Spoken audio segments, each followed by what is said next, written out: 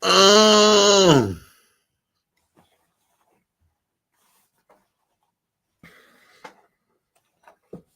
yeah, man. We in the building. We out here. We out here. Uh,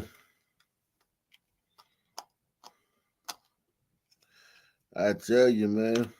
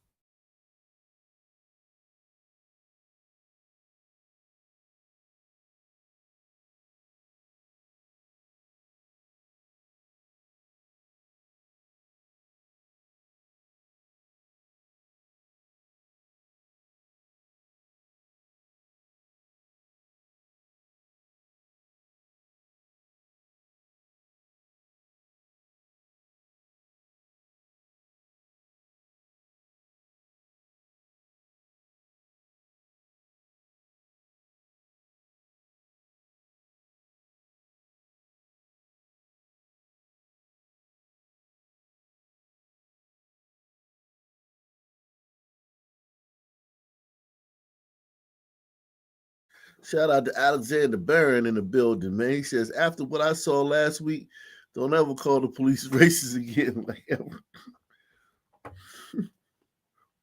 what did you see, Alexander? Because you don't know what the hell you're talking about. You might be talking about something that happened over there.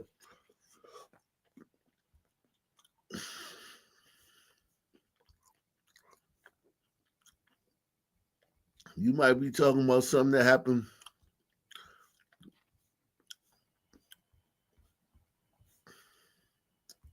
on the bloke side.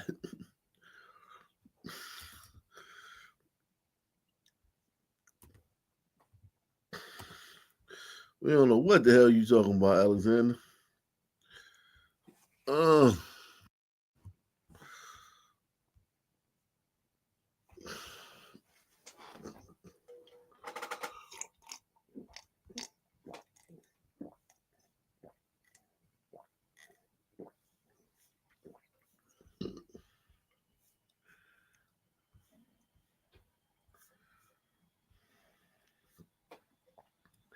got a great show for you guys tonight, man.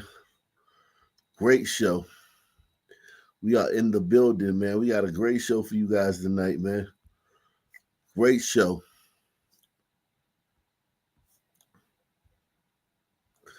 Great show for you guys tonight, man. I'm talking about a fantastic show tonight, man.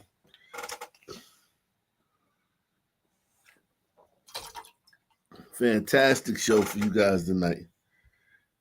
We are we are here, man.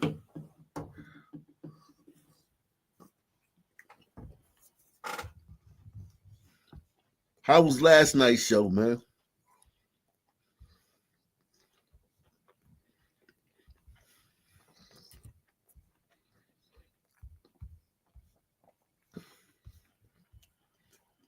How was last night's show, guys? How would you rate it?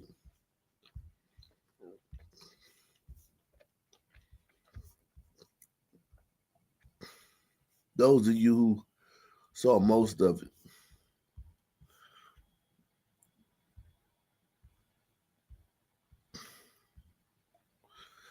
Those of you who saw most of it.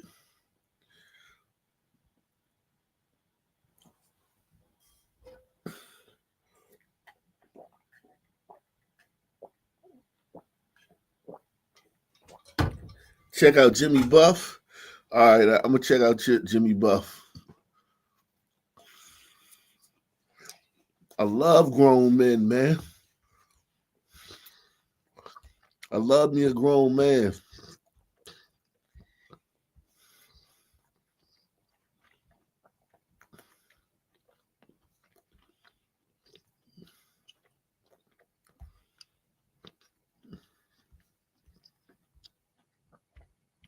I love me a grown man, man. once you get a grown man, man, I love glizzies, man. I ain't gonna lie to you, man. I made a whole pack of not Nathan's Hebrew Nationals. Hebrew Nationals is my favorite. I made a whole like 12 pack of Hebrew Nationals today on the grill.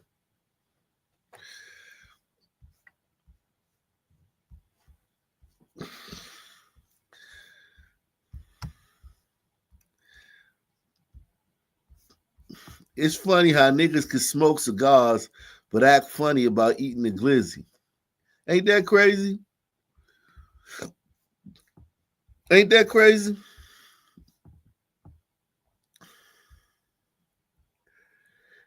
A nigga smoke a cigar and act funny about eating a glizzy.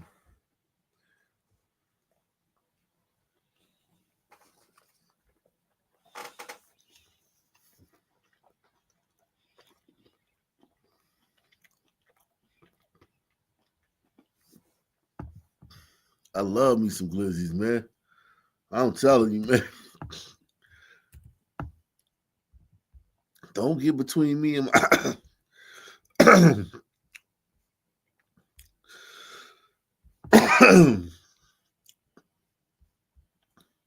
don't get between me and my glizzies, man. Straight up.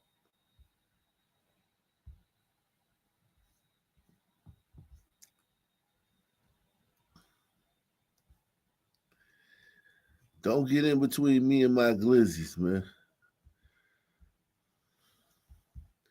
You don't want that smoke.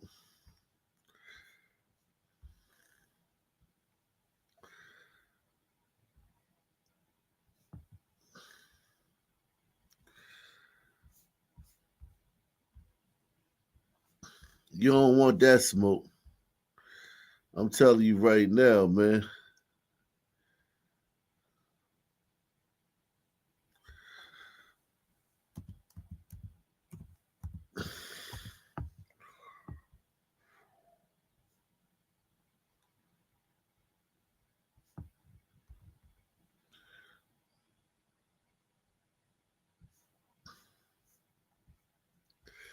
I love me some glizzies, man.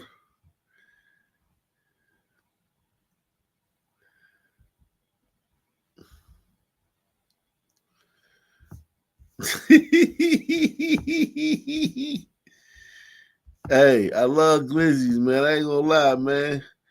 Y'all niggas smoke cigars, but y'all won't eat a glizzy like this with your man, man. You ain't never ate a glizzy like this with your friend, man.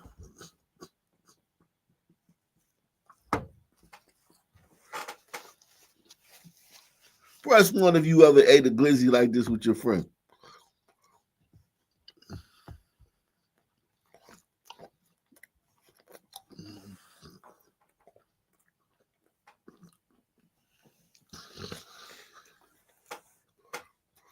Friends like that are hard to find, man.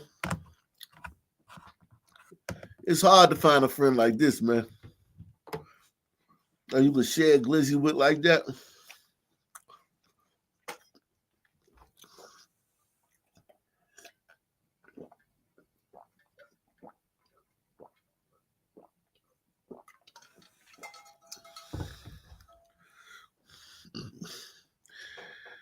Yeah, man.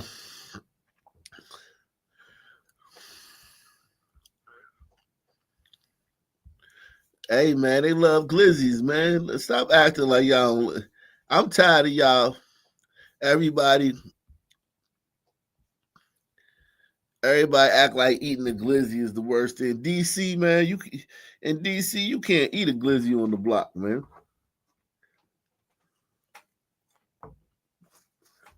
You better not eat a glizzy on the block. You better break that joint.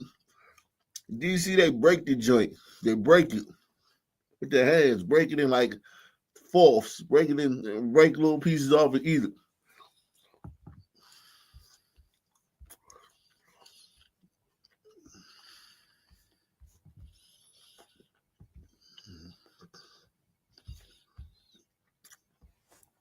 Now this is what I'm talking about.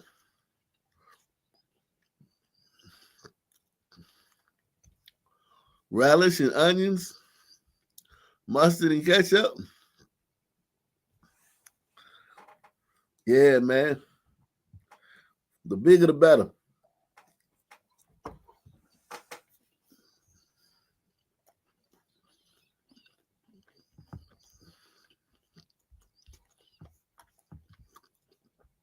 You say Jimmy Buff? Let me look up Jimmy Buff, man.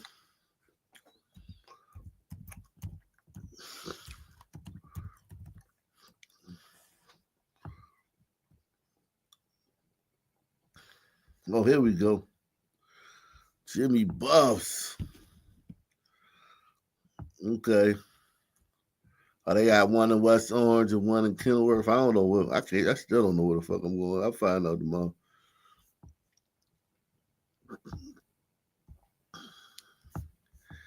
That's a lot going on right there. There's a lot going on in that glizzy right there, man. God damn, man. I just like my glizzy straight, man. What is that? Onions or fries? That's fries? That's a lot going on that glizzy, man.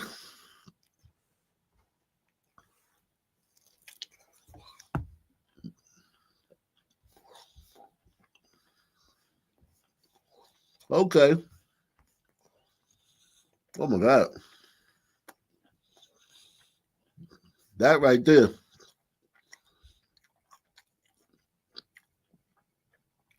That right there. Yeah, I could do that.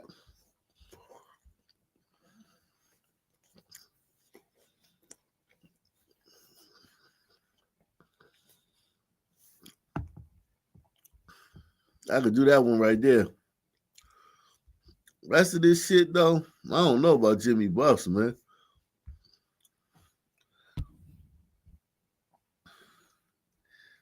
That's a lot of shit in there with no man. That's too much shit, man. Fuck Jimmy Buffs, man. I don't want no Jimmy Buffs, man.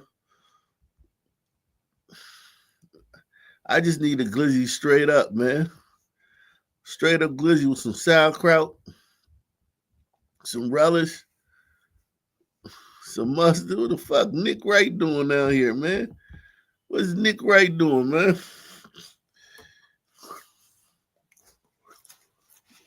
Oh, if Nick Wright like Jimmy Buffs, I definitely don't like Jimmy Buffs.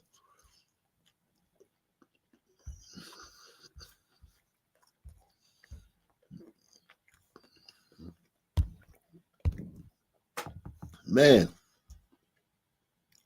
Oh wow. Now that's some different shit right there. God damn. Um, yeah, they doing too much, man. They doing too much, man. Just give me a glizzy, man. Yeah, this a do, but this I hate when the bun is longer than the glizzy. Press one. Who hates when the bun is longer than the glizzy? That's a deal breaker for me, man.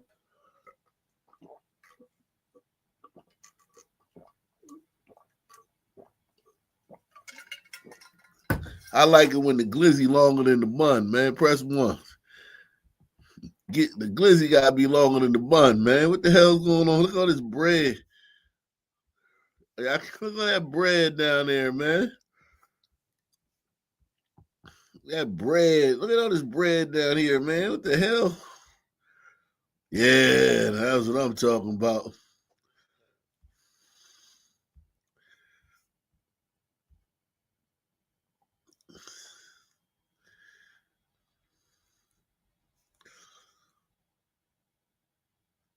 Coming your way, pal.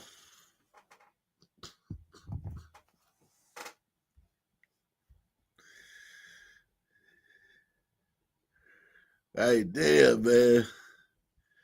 Yeah. Yeah.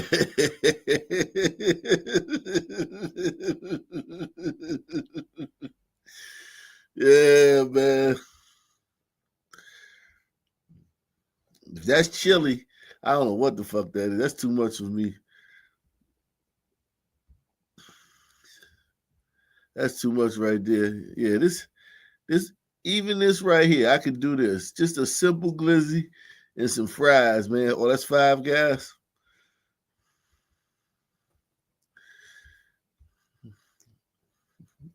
It's the three-way, man.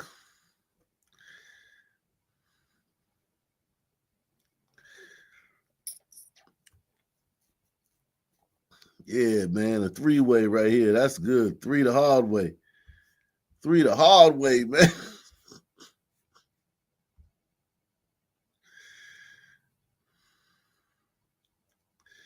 Oh, what kind of bun is that? Oh, that's some new shit.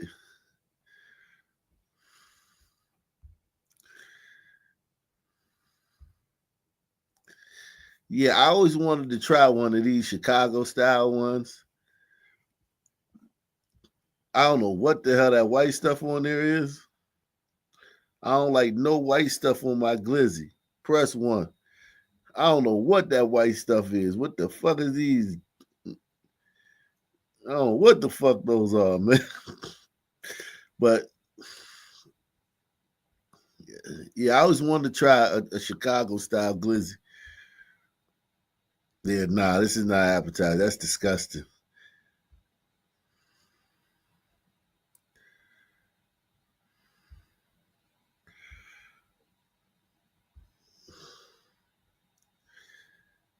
See, I can't tell whether that's chili. If it's chili and cheese, that's good. Mm. I was on the grill all day today, man.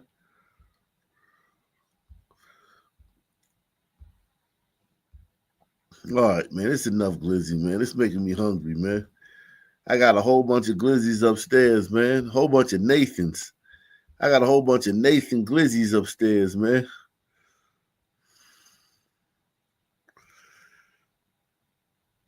A hot dog battle. And make sure y'all support the channel. Take the $5 challenge via PayPal, Cash App, or the Super Chat. Support the channel, man.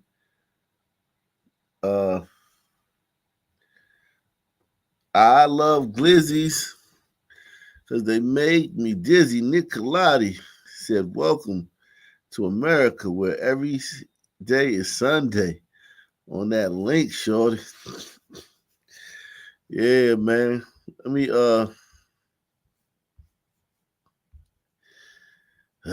man.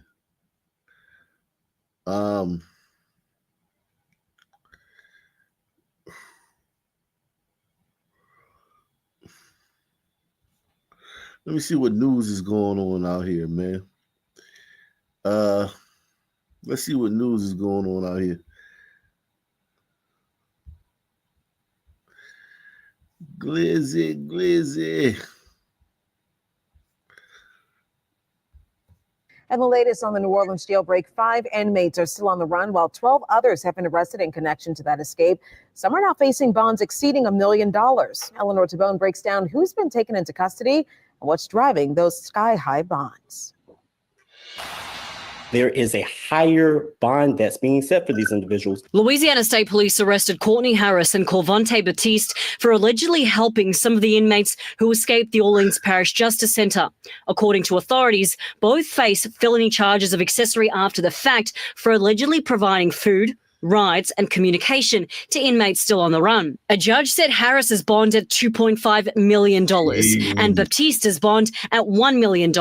Whenever you see a bond being set somewhere at the $1 million range or above six figures, it's typically for an individual who's accused of harming someone gravely. We're speaking about great bodily injury. We're talking of murder. Sterling Williams, a jail maintenance worker accused of helping the inmates escape, is being held on a $1.1 million bond, an amount his lawyer criticized. They are way out of bounds. That is completely ridiculous. Over the weekend, more people were arrested. 48-year-old Linton Van. This is actually old, man. They caught some of them today. Yeah, here we go. Good evening. I'm Lynn Cannon on KHU 11 Plus, coming to you from the KHU 11 newsroom. And we have breaking news to tell you about on a story that the whole nation has been talking about, those escaped inmates in New Orleans. Well, tonight we learned 3 more of the escaped inmates have been captured. Here's the interesting part. 2 of those arrested, and you're looking at them there, were picked up in Huntsville. That's about an hour north of Houston at 7:30 tonight. Huntsville PD, DPS, and U.S. Marshals all involved. The captured inmates, that is Leo Tate in the black shirt on the left, Jermaine Donald in the white tank top on the right. They led officers, we're told, on a high-speed chase through the Huntsville area. That chase ending near US 190 and Geneva. Jermaine Donald, the one on the right, was in the Orleans Parish Prison on a charge of second-degree murder.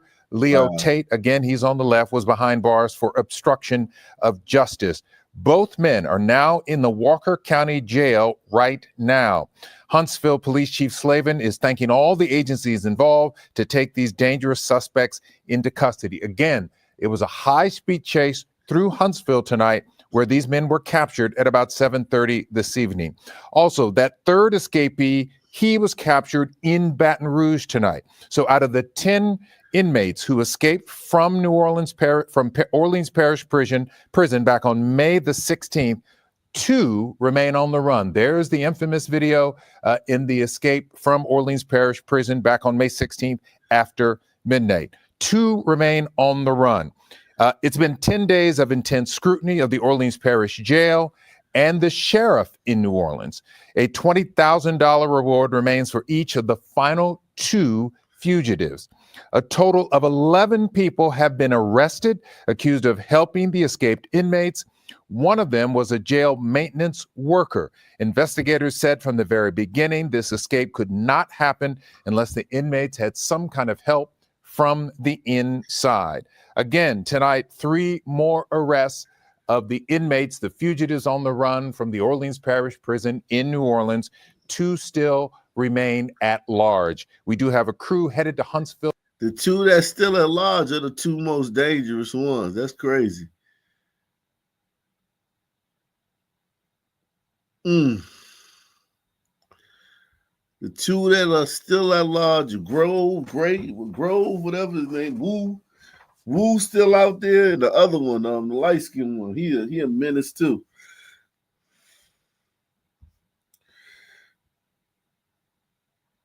Damn.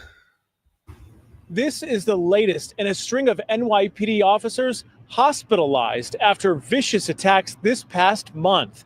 In the latest, an officer still in uniform steps from his home ambushed and left for dead. This is that rookie NYPD officer walking home from the overnight shift Saturday morning, when seconds later, he's jumped by 2 men in masks near Westchester Square on St. Peter's Avenue in the Bronx.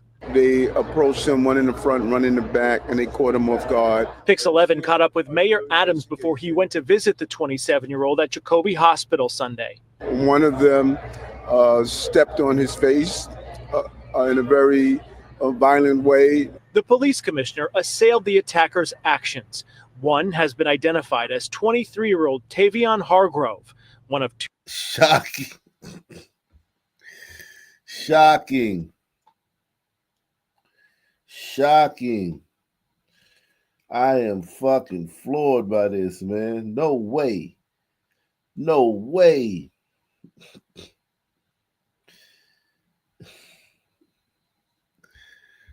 Hargrove, one of 2 suspects, caught on video stomping on the officer, breaking bones in his face. Video from daybreak Saturday appears to show the discovery of his body camera. Sources say the suspect stole the cop's Glock 19 service weapon, wallet, and phones while holding a knife to his throat. They are under observation for 72 hours, so far I heard. The family is really, I should say, they are shocked about the situation. Ghazi Hassan is the officer's brother-in-law and has been shuttling family members back and forth to be by his bedside. Though conscious, the long-term effects of the injuries are still unknown. They are planning for 2 surgeries. Fellow members of his Bangladeshi community are praying for a full recovery. The people who built this mosque, his uncle is one of them, so he comes here. Yeah, I met him here many times. We will find the person responsible, and when we do, we're going to put that officer's cuffs on him. The officer's family tells me he's been on the job less than a year as a police officer. Before that, he was a 911 dispatcher. Police asking anyone with information to give them a call. From the Bronx, I'm Anthony DiLorenzo, Pix 11 News.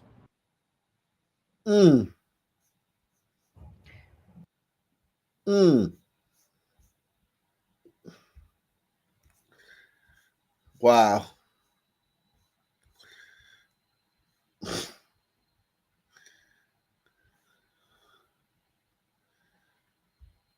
For joining us, I'm Morgan Harris. The search is on tonight to find the killer of a 9-year-old boy. His family overcome by the loss and pushing for justice. They spoke only to our Jordan Burrell. She's live in studio tonight. And Jordan, this is just such a tragedy. Yeah, Morgan, it truly is a tragedy, and it's sad to see someone so young lose their life. And not only did 9-year-old Jordan Neal die, but his father was injured, and his 10-year-old brother is left fighting for his life at Children's Hospital tonight. This evening, I spoke to this family who is just completely lost and confused how and why this shooting happened in the first place.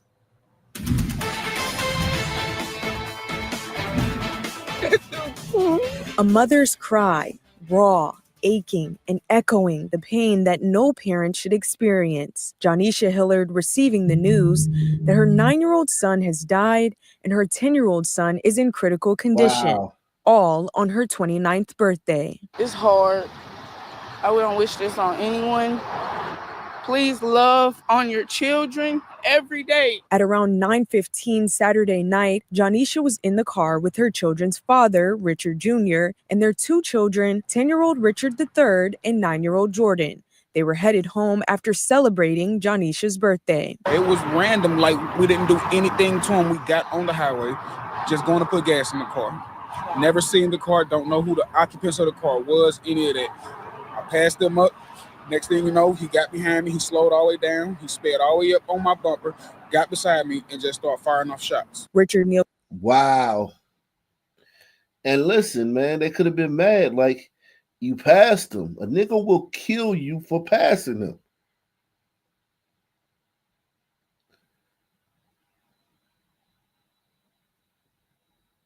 I'm at the point now, man, where if you ain't got black fatigue, you know what I'm saying, I ain't gonna feel sorry for you, man. I don't feel sorry for nobody who don't have black fatigue, man. If you don't have black fatigue, you should be like, you shouldn't be able to call the police if you don't have black fatigue.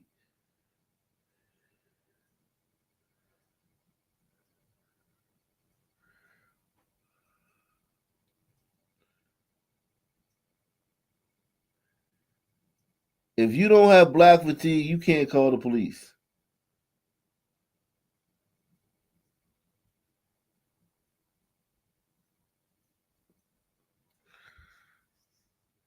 Because this shit crazy, man. All these activist gangsters and shit and sisters, activist sisters. And these niggas out here, these niggas will kill you over anything, man. These niggas will kill you over anything.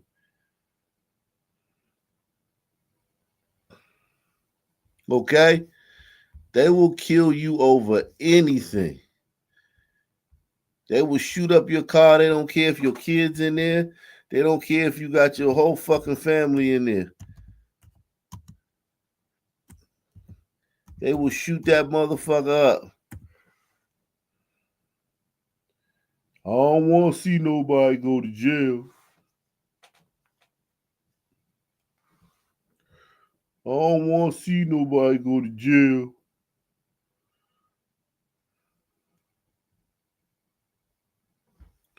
I believe this dude, man. I believe his account, man. I believe his account, man. I believe his account 100%. Because I've been there before. Carlo the niggas. Look at this shit, man. Niggas.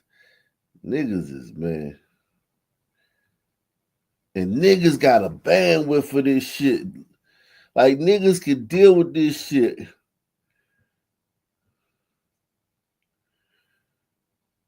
Niggas could deal with this shit. Niggas could deal with this shit. This is supposed to be outrageous, man.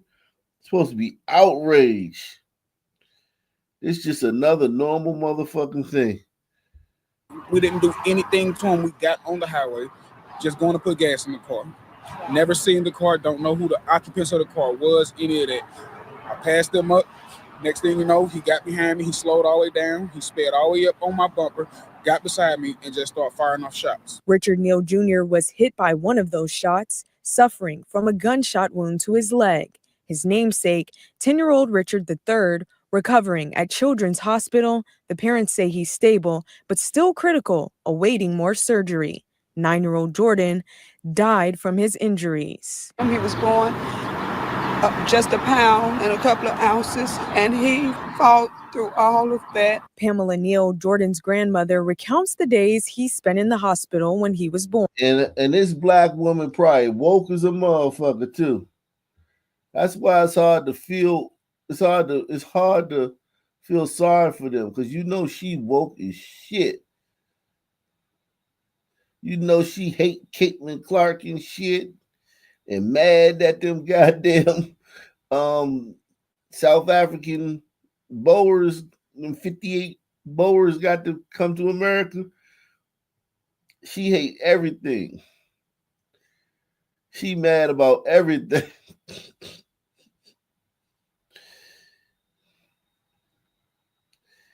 You know that.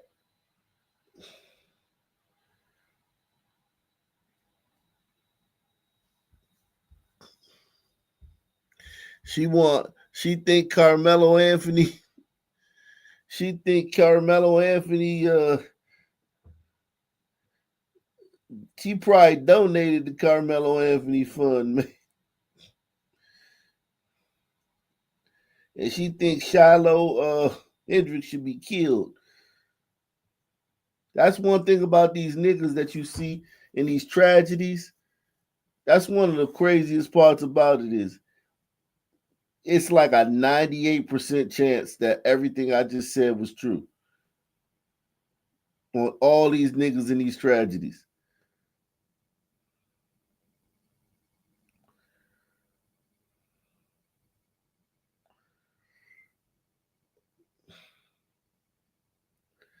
Damn.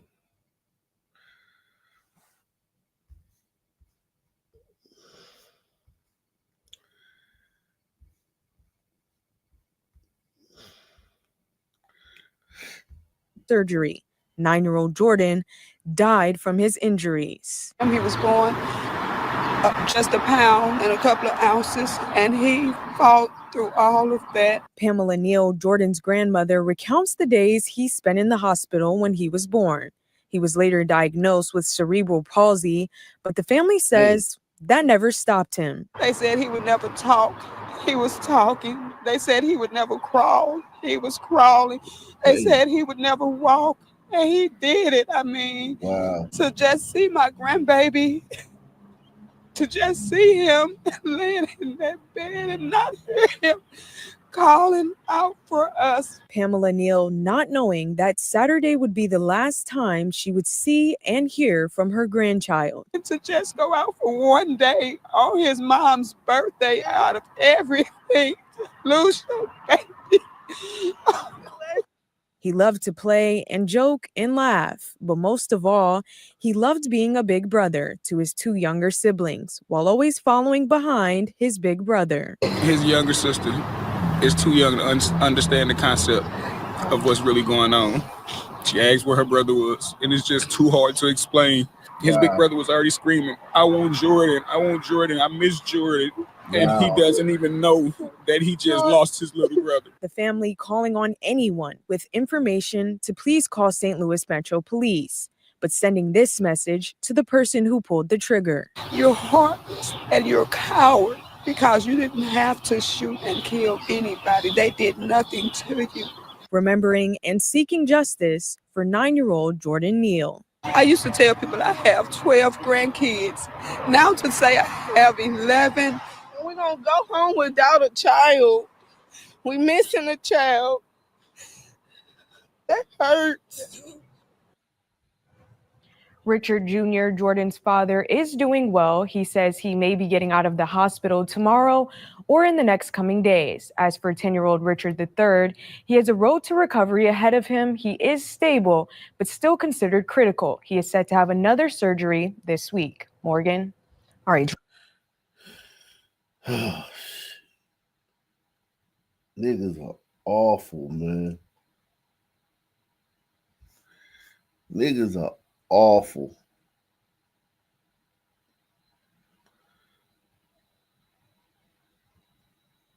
You know what I mean? Niggas are awful, man. God, dog. Y'all the worst, man.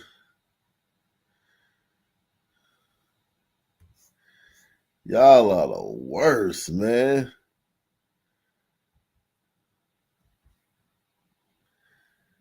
Jeez.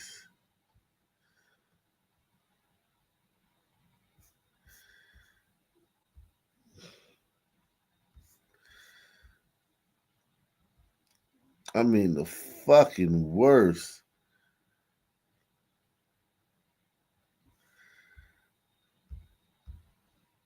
And as many homes are unsafe to be in, leaving victims' belongings vulnerable, thieves are taking advantage of that. Our John Kipper hearing how police and the community are working to keep looters at bay. But I be on my porch most of the time during the night. North City resident Melissa Rogers says she's been a bit paranoid after her home on Walton Avenue got beat up in the storm. The home is still livable and the streetlights are now on outside. But her place has no power, making the back pitch black at night. I have a child. That's the main thing. I have a child. Saturday, St. Louis Metropolitan Police arrested 3 men for looting at Desta's Market in North City. Court records say they largely stole alcohol. Then Monday, 2 men were charged for theft on the same street Rogers lives on. Police say Larry Teague and Robert Jameson were standing next to a wagon at this property on Walton with a transformer and utility wire that belonged to Ameren. Court records say one of the men spontaneously uttered, "What did we do? We aren't allowed to take anything off the ground?" It kind of scary in the dark for me all night. We spoke with residents at the complex where the transformer and wire were found by police. They say some type of electrical box is missing. And add, the lack of power in the complex makes them not want to go outside at night. That's good for them in the front, but it ain't good for us in the back. We can't see nothing back there. Ian Rogers, who lives just a few doors down, says she saw suspicious behavior just this past weekend. I was right here trying to steal a pipe off this building, and they was looking at my gangway. Mayor Kara Spencer says the city has been fairly lucky with just a few isolated incidents of looting. She adds she believes the curfew has helped, as have additional police, which residents say they have seen. The police need to patrol, as they've been doing. Police have reported multiple thefts of Ameren property in the damage zone. A spokesperson for Ameren reiterates tampering with electrical equipment is illegal, poses safety concerns, and they work closely with law enforcement to protect it. Reporting in North City, John Kipper, First Alert 4. Covering news that matters. Fox 23 News at 5:30 starts right now. A couple who let hundreds of boxes of donated food spoil outside and didn't give Thanksgiving turkeys to a local church could now go to jail. Glad you're with us here at 5:30. I'm Nathan Thompson. Shay has the night off. For several years, Tulsa's investigative reporter Janet Clark told you about a couple who ran a nonprofit accused of shady practices. She found out there are now warrants out for their arrest. It's her follow-up Fox 23 investigation. It's a saga that started with this. Stacks and stacks of boxes of rotting food piled so high you could see it from the sky. Inside this church building, rats ran through this disgusting mess. And this guy even threw stuff at our drone. The nonprofit accused of causing this chaos, Oklahoma Heartland Heroes. Going through, and there are apples and onions and salvageable things in here. That's Victor Colbert. He and his wife, Penny, I'm Penny, both ran the local nonprofit. It's an ongoing drama I've been telling you about since 2021. That's all we're doing is trying to feed as many people as we possibly can. When Victor and Penny first went to court in 2022, Penny celebrated with this happy dance. And after she gave Victor a hug, they both waved to our camera. Look at these white people, man. Boring as shit. White people just boring, man. I ain't even gonna lie to y'all, man. Y'all are just boring, man.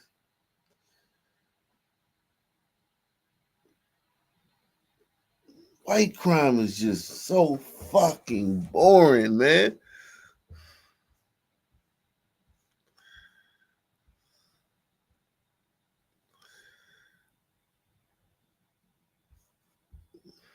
Happening now, Dalton police are investigating what they believe is a double murder-suicide. They say a man shot and killed his wife before driving to another location to shoot and kill his girlfriend.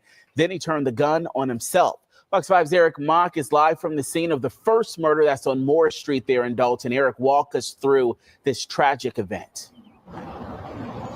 Eric, really very tragic. You know, we're learning from police that they actually responded to the Murray Avenue apartments yesterday evening around 6 p.m. because the woman who lived here, her coworkers, called police. They were worried because she hadn't shown up to work for several days. And when police got inside her apartment, they unfortunately found her dead with an apparent gunshot wound to the head. Now, detectives then looked through surveillance video from the apartment complex and saw a suspect leaving her apartment on Wednesday evening. They tracked that suspect's vehicle to an apartment complex on Shadow Lane. That's about 3 miles away from here. Now, while waiting for a search warrant to go in there, police say the father of the second victim actually showed up to the apartment to check on his daughter. And when he went inside, he discovered her and another man dead inside. Investigators believe the man shot the woman there as well before shooting himself. Now, police say at this time they believe the suspect was married to the first victim and the second victim was his girlfriend. So 3 people now dead because of this murder-suicide. Police have not released any any identities of the 3 victims, the 2 victims and the suspect yet. So we're still waiting for those. No identities. Damn, that's cold, man. That is a cold brother, man. Killed his wife and his girlfriend. Shit.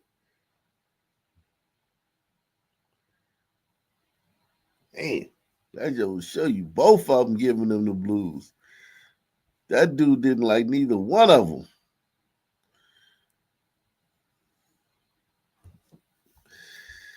Ah, man, let's see.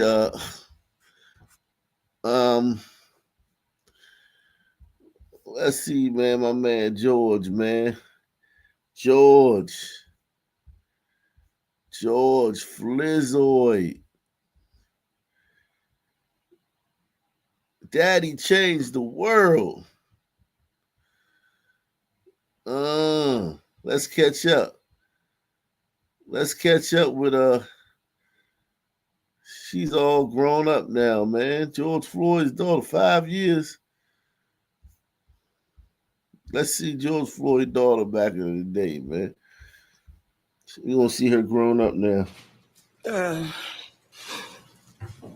I don't have a lot to say because I can't get my words together right now. But I wanted everybody to know. If a nigga would have shot George Floyd, she wouldn't be doing all that. This shit is crazy, man. This shit is so disingenuous.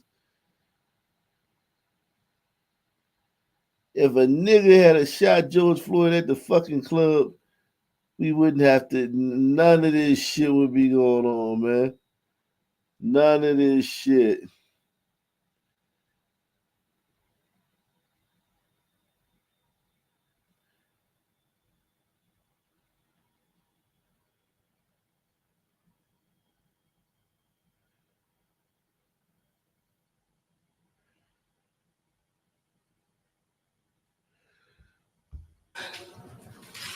That this is what those officers took.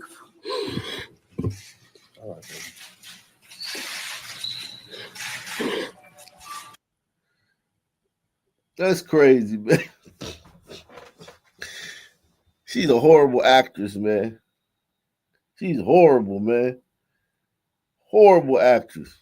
At the end of the day, they get to go home and be with their family.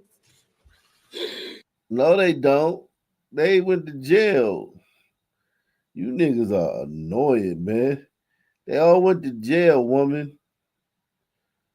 I hate you niggas, man. We should have just let them free, man. We locked them cops up for no reason. This bitch still was running around talking about they get to go home. That's why you don't do shit for niggas. Niggas still gonna act like you ain't do it. No matter what you do for niggas, they still gonna run around and tell everybody that you ain't do shit for them. God damn, niggas, boy, y'all are irritating, man, to the 10,000th degree, man. Y'all so damn irritating. It don't make no motherfucking sense how irritating y'all are. Shiana does not have a father. He will never see her grow up, graduate. He will never walk her down the aisle. Floyd wasn't walking nobody down the motherfucking aisle. Let's stop that shit. My man was aggressively panhandling at a fucking corner store with enough fentanyl in his system to kill a horse. And she talking about walking somebody down the aisle. Come on, man. Stop this shit, man. Let's stop this shit, man. Please, man. If it's a problem she's having and she needs her dad, she does not have that anymore.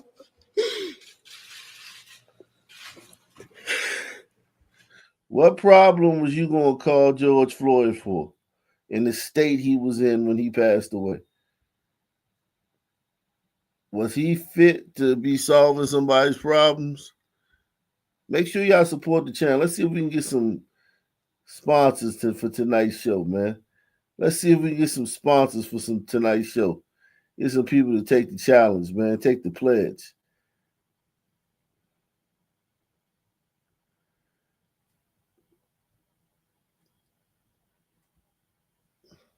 This is ridiculous, man, what she's saying, man. What she's saying is ridiculous about a man who was in the state that George Floyd was in. This is ridiculous for a man who was living, who was in the state that George Floyd was in at the time of his death. Absolutely ridiculous, man, thing she's saying.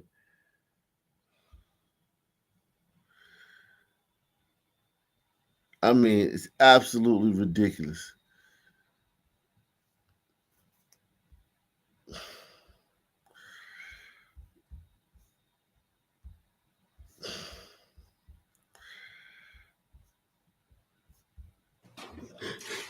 I'm here for my baby.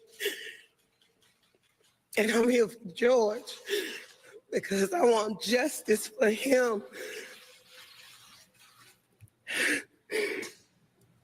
I want justice for him because he was good.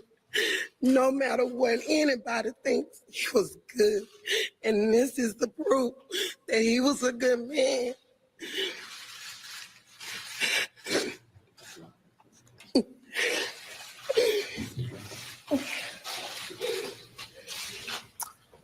What a heartbreaking moment that we've been watching. Roxy Washington, the mother of little Gianna, 6 years old. She's the daughter of George Floyd, who was killed by police in Minneapolis a little bit more than a week.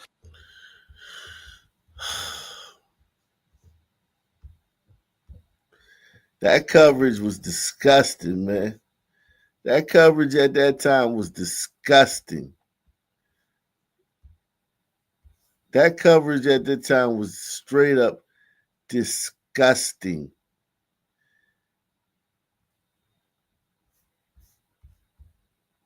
Helping the world like come together as black and white, and it just helps us come all together and be nice to each other. This was my dad when he played football. Gianna has already decided that for her, the best way to continue the movement her father began is to become a doctor. Let's just say a police hurts a guy. I want to be able to help them. Don't know. Mother and daughter have also established the George and Gianna Floyd Foundation with plans to build a community center bearing his name. The legacy of George Floyd is going to be to give back to our community and build our community back up. Helping the world like come together as black and white, and it just helps us come all together and be nice to each other. This was my dad when he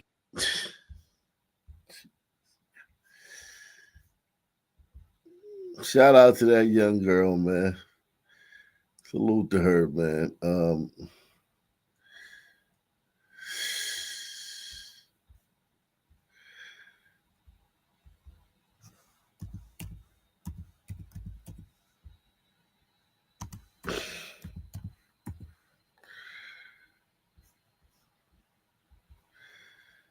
Shout out to that. Hundreds gathered in downtown. Here go another one of Floyd's kids, man. Floyd had a lot of kids, man. Floyd had kids all over Blackistan, man. Brian for a Black Lives Matter demonstration. Among them, Quincy Mason Floyd, one of George Floyd's sons. Hundreds gathered in downtown Bryan for a Black Lives Matter demonstration. Among them, Quincy Mason Floyd, one of George Floyd's sons. Now, Quincy and his sister, Connie Mason, moved to the area with their mother more than 15 years ago. It's been years since he last saw his father and didn't learn about his father's death until after Memorial Day. People in College Station were surprised by the local connection to this international story. Both Floyd and his sister praised the local protesters for hosting peaceful demonstrations, denouncing the violence that has taken place in other parts of the country. The violence is not the right way to do it. Now, this is beautiful, but the violence, it won't solve nothing. I mean, tearing up things, it's not going to solve anything. My dad is in peace, and we have to be the ones that deal with all this stress. Yeah, that boy looked like Floyd, man. He do got a lot of Floyd in him. He ain't seen Floyd in years, man. That's all right, man. Floyd, yeah, listen, man. It's probably better that he didn't see Floyd in a long time, man. It's probably better. Let's keep it a buck, man. It's probably better, man. He ain't been around Floyd, man. He seemed like a nice young man. It's not going to solve anything. My dad is in peace, and we have to be the ones that deal with all this stress. And it's going to be kind of tough to get over this day by day. The two plan to be in Houston today to visit with other members of the extended family. They are hoping to share funeral arrangements for Floyd, who will be buried in the Houston area.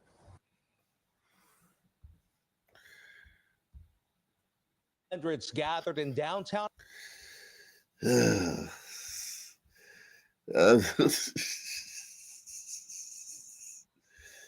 God damn, man.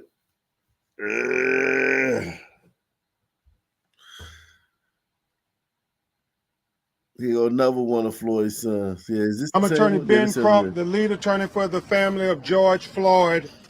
And recently arriving in Minneapolis is his son, Quincy Mason.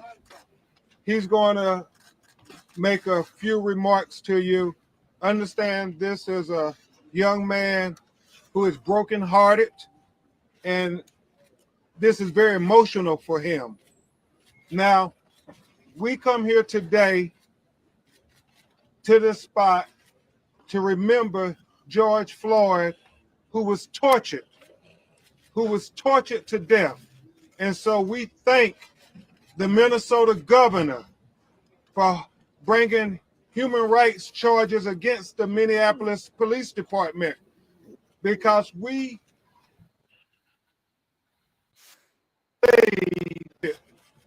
in the last 8 minutes and 46 seconds of his life. Witness Donna Williams yesterday, who was the person in the video saying you all are going to kill him, likened it to suffocation like a fish out of water, gasping for air. The independent autopsy performed by the family concluded that George Floyd was starving for air. He needed a breath. And the ambulance that came here to pick him up from this very spot was the hearse for George Floyd. And so we are demanding justice based on the autopsy findings, but more importantly, what the entire world has seen now with their eyes that they cannot unsee. The autopsy, the medical reasons cause of death was mechanical asphyxiation based on the knee to his neck and the 2 knees to his back that was compressing his lungs, not allowing them to circulate air and blood to his brain. He died because he was... Yo. Now remember, this the son that he ain't seen in 15 years. This the son he ain't seen in 15 years. Let's see what he say. I introduced to the world Mr. Quincy Mason, George Floyd's son, to say a few remarks on behalf of him and his family. Talk about it, Here reunited with my family, trying to get justice for my father. And no man or woman should be without their fathers. And we want justice for what's going on. He said no man should be without his father, even though Floyd ain't seen this nigga in 15 years. Floyd ain't seen this man in 15 years. And he said no man should be without his father. Yeah, that shit, this whole Floyd shit was disgusting, man. This whole George Floyd episode was disgusting.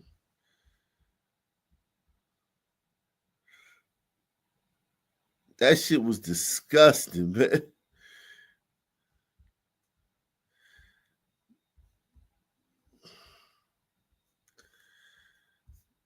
No man should be without his father. Just said your mom moved and you ain't seen the nigga in 15 years.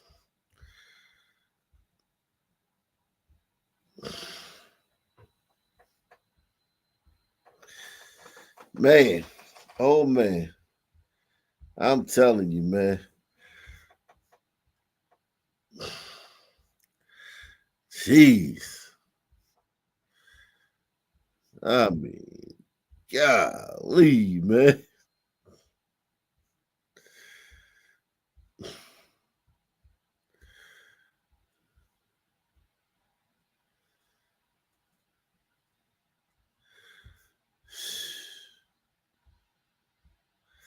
Unbelievable, man. Unbelievable.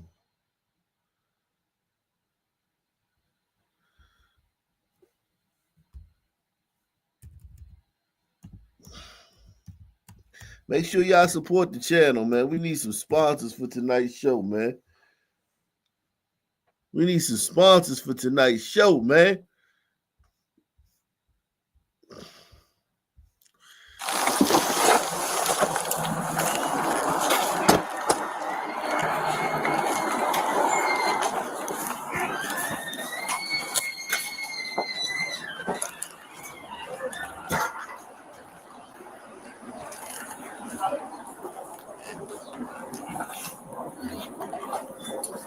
Before they drive off, park right here and so take bill for the gentleman.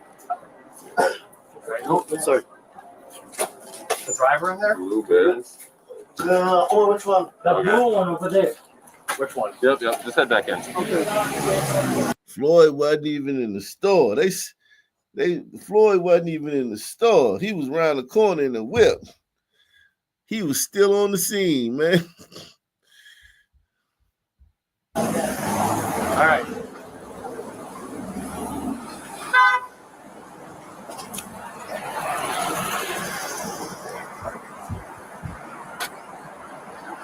They're moving around a lot.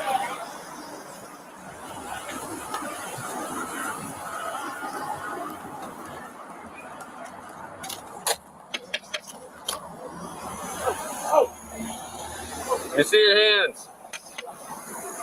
Damn, man. Stay in the car. Let me see your other hand. I'm sorry. Let me see your other hand. Please, Mr. Both hands. Do nothing. Put your fucking hands up right now. Let me see your other hand. All right. What I do though?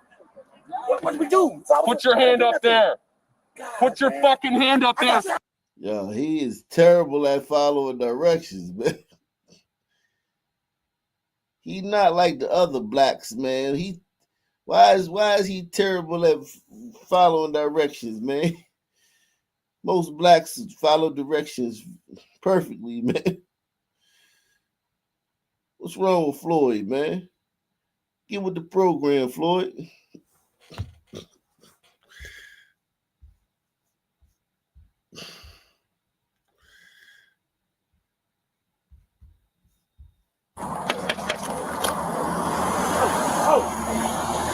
You see your hands. Damn, man. Stay in the car. Let me see your other hand. I'm sorry. Let me see your other hand. Please, Mr. Both hands. Do nothing. Put your fucking hands up right now. Let me see your other hand. All right. What I do though? What do we do? Put your hand up there.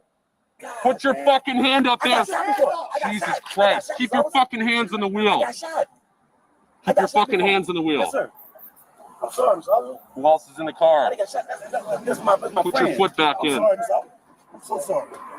God dang, man. Man, I got shot the same way as I was before. Okay, well, when I say let me see your hands, you put your fucking hands up. I'm so sorry, Mr. You got them? Man, dang, man. Put your hands on top of your head. Man, Last time I got shot like that, I was Hands on top of your head. Hands on top of your head. Step out of the vehicle and step away from me, all right? Step out and face away. Step out and face away. Okay, Mr. Please don't shoot me. Please, man. I'm not going to shoot you. Step out and face away. I'm going to get out of eye, man. Please don't shoot me, man. I'm not shooting you, man. Please, man. I just lost my mom, man. Step out and face away. So sorry. Step out and face away. Please don't shoot me, Mr. Officer. Please. Don't shoot me, man. Step out and face away. Can you not shoot me, man? I'm not shooting you. Step out and face away. Okay. Please, man. Please. I didn't know, man. Get out of the car. I didn't know, Mr. Officer. I didn't know. Right now. You heard that? You heard somebody say stop resisting? Listen. Oh, man. Get out of the car. I didn't know, Mr. Officer. I didn't know. Right now. Stop moving. I'm not doing nothing. Put your hands behind your back then. I'm not going to do nothing. Face in the floor. Shouldn't go wrong. Hey, you come back. Stay in the car. I'm sorry, Mr. Officer. I get on my knees. Stop resisting, man. I'm not. Yes, you are. I want nothing wrong, man. Please, that's so good, man. Stand up. Please, man. Stand up for me. I want to go back. Stand up. I want to go back, man. I ain't going to do nothing that's wrong, man. Come on, walk with me. Walk with me. Walk with me. My feet, man. God damn, man. Stand up. Why you doing me like this? Stand up. God damn. Come on. Man. I just want to stop doing it. We're trying to get out of the street here so you don't get hit by a car. That's it, man. I was looking, man. What did I do wrong? Take a seat. Sit down for me. Thank you, man. Thank you, Mr. Officer. Sit down. Thank you, man. God. Sit all the way down. Yes, sir. Your feet out. Yes, sir. I will. Please, man. Please, man. You got an ID on you? I got one at home. All right, what's your name? George. George? George Perry Floyd. I don't know what's going on. Man, that's it. Spell it for me. Geo. Yep. R-T-E. Last name? Floyd. Yeah, man. F-L-O-Y-D. F-L-O-Y-D? Yes. Date of birth? And that's I'm against him. October 14th. October 14th? 73. Man, I got shot last time. Hey, man. If you mind doing me a favor, just run this Nah, back man. for me. George Floyd. Thank you. Man, you was looking for sauce. I don't want no problem. I ain't gonna do nothing. Man, you know why we're here? Why? We're here because it sounds like you gave a fake bill to the individuals in there. Yeah. You understand that? Yes. And you know why we pulled you out of the car? Because you was not listening to anything we told you. Right. I didn't know what was going on. You listened to us and we will tell you what's going on, all right? When you're moving around like that, that makes us think way more is going on than we need to know. Right. And that's all I had was Gotcha, all right. I'm going to put you in the back of a squad, all right? So, can I talk to you? Yeah, we're going to sort all this out, all right? Please, man. That's your car key? It's my sister. Key fob right there? Yes, sir. I got one problem. Yeah, I'm going to hold on to that for you, all right? Stand up. Please, man. All right. Because I was so messing with us. I was like, right now, I'm like, what's going on? Yeah, and look at you still able to reach your side. You're making me nervous. That's why I was feeling. It's my wrist. Okay. Yeah, I got you. We'll fix all that. We'll fix all that, but you got to watch with me. Ouchie, What man. are you on something right now? No, nothing. Because you acting real erratic. Man, I'm scared, man. Let's go. Yeah, you got foam around your mouth, too? Yes. Yes, I was just moving earlier. Let's go. Man, all right, let me calm down now. It's feeling a little better now. Keep walking. Like, okay, do me one favor, man. Yeah, we're going to talk about that when we get in the car. Stop moving around. Oh, man. God, don't leave me, man. Please, man, don't leave me, man. Here. Oh, please don't leave me, man. Just unlock the door for me. I have to beat it thing. Stand up. Stop falling down. I'm claustrophobic, man. Stand up. I'm claustrophobic. Stay on your feet and face the car door. Man. You get a Please. No. Please, Not yet. Get the door you, open. man. The door I open. just want to talk to you, No. man. Please, let me talk to you, please. Man, you ain't listening to nothing we're saying, so we're not going to listen to nothing you're saying. I'm claustrophobic. Can you watch that car? Just make sure no one goes in it. I'm claustrophobic. I hear you, but you are going to face this door right now. Listen up. Stop. I don't know anything. I don't know anything y'all telling me to do, man. I'm not a listener, man. I'm not. You can ask him. They know me, you know. Check that side. But God, man, I won't do nothing like that, y'all. Why is it going on like this? Look at my wrist, Mr. Officer. I'm not the kind of guy. Sit still. Mr. Officer, I'm not the kind of guy. Stop. You please. I'm not the kind of guy, Mr. Officer. Please. Face away. Please, man. Don't leave me by myself, man. Please. I'm just claustrophobic. That's it. Well, you're still going in the car. Anything sharp on you? I won't do nothing to hurt y'all. Do you have anything sharp no, on you? Sir. Not even like a comb or nothing? Nothing. I don't have nothing. Why y'all doing me like that, Mr. Officer? Please crack it for me and stuff, man. Stand up I'm straight. claustrophobic for real, Mr. Officer. You got him? Could you please crack it for me, please? Yes, I'll Remember my crack name. it. Stay I with me, will. man. I will. Please stay with me, man. Thank you. God, man. I didn't know all this was gonna happen, man. Please, man. I just want my hands free. I don't do none of y'all, man. Nothing. You got it inside in And the I pocket real quick on your side? I'm listening. And I understand that people do stuff and y'all don't know me. Okay. Why are you having trouble walking? Because I was my I'll roll the windows down, okay? Please, man. Please don't do Take a seat. I'm going in, Mr. Officer. I'm going in. No, you're not. I gotta go in. Take a seat. Grab a seat, man. Why y'all don't believe me, Mr. Officer? Take a seat. I'm not that kind of guy. I'm not that kind of guy, man. Take a seat. Y'all, I'm gonna die here. Take a seat. I'm gonna die, man. You need to take a seat right now. And I just had COVID, man. I don't want to go back to that. Take a seat. I'll roll the windows down. Hey, listen. Dang, man. Listen. I'm not that kind of guy. I'll roll the windows down Please, and pull man. the legs in, all right? I'll Y'all put the air on. God, look at that. Look at You're that. not even listening. Look at it. Look at it. We can fix it right now while you're standing out here. Okay, man. God, y'all do me bad, man. Man, I don't want to try to win. I don't want to try to win. I don't want to win. I'm claustrophobic. I'm claustrophobic. I got anxiety. I don't want to do nothing to them. I'll roll the window down. Man, I'm scared as fuck, man. When I start breathing, it's going to go off on me, man. Pull your legs in. Okay. Let me count to three. And I'm going in. Please. Please, I'm not trying to win. I get on the ground, anything. I can't stand this, man. He know it. He know it too, Mr. Officer. Y'all hear me? Don't do me like that, man. Get in the car. Okay, can I talk to you, please? Yes, you get in this car. We can talk. I am claustrophobic. I'm hearing you, but you're not working with me. God, I'm claustrophobic, man. Get in the car. Come over here. I'm gonna pull you Get in the car. In the front. Please. No, you're not getting in the front. I'm claustrophobic. Get in the car. Okay, man. Okay. I'm not a bad guy, man. Get in the car. I'm not a bad guy. Man. Damn, they got his ass. They got his ass in the car, man. All they had to do was close the fucking door. These assholes, all these assholes had to do was close the fucking door. Cool Cat says he's panicking because the drugs are kicking in. All they had to do was close the fucking door.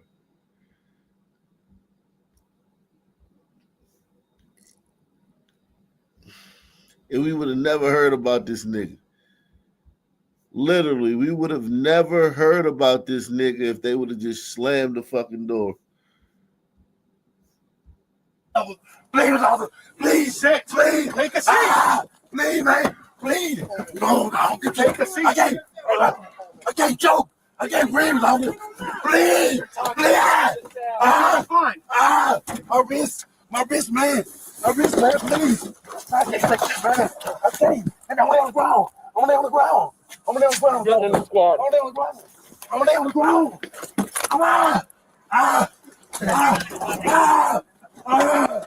I'm going down. Get in the squad. I'm going down. I'm not going to lose, man. Bro, you don't got a heart attack, man. Get in the car. I know I can't breathe. Get in the car.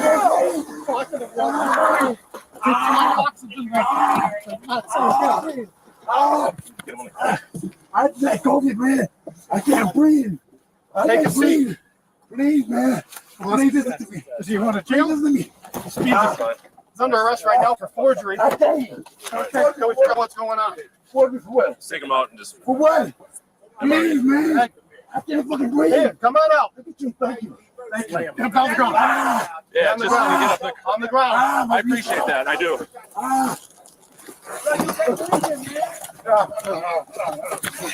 Right. You got your restraint. Hobble. Okay. I can't breathe. Grab that. Jesus Christ. I can't breathe. Thank you. I can't breathe. Stop moving. Mama. Yeah. Mama. What's your thoughts, man? They had his ass in the fucking car and they didn't slam the fucking door. Exactly what you said. They should have just slammed the fucking door and that's it. And if he was gonna die in there, then that's on him. But they wouldn't have gotten in trouble. Yeah, we would have never heard of him. It would have just been written off as a drug overdose, and that's it. We would have known about it. If you want to hear a real case of police brutality, that one I mentioned earlier. 92-year-old man in a nursing home, got dementia, been threatening staff with a knife. He's in a wheelchair. He's got one leg. It wouldn't have been a threat to your 3-year-old daughter. Two filth turn up. In about less than 2 minutes, they pepper spray him and taser him. He died 22 days later. Good. Absolutely ridiculous. White man. Good. Fuck him. Yeah. Absolutely ridiculous. A 92-year-old man? 92 years old, yeah. They're on trial at the moment for assault or something.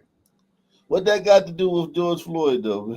Well, that was nothing. He just always does this shit. Every time he gets on, he tries to change the subject. No, that was real police brutality. This wasn't. We all saw the Chauvin nearly on his neck, and when I was taken in by it, most people were taken in by it. But Chauvin is no angel, but he's definitely a definite miscarriage of justice. Definite miscarriage of justice. Hey, Alexander, George Floyd overdosed. You know Yeah, yeah, I know that, but they don't care. They don't care. Oh, you know what? You just convinced me, Alex. Chauvin didn't kill him, but he should be sentenced for killing him.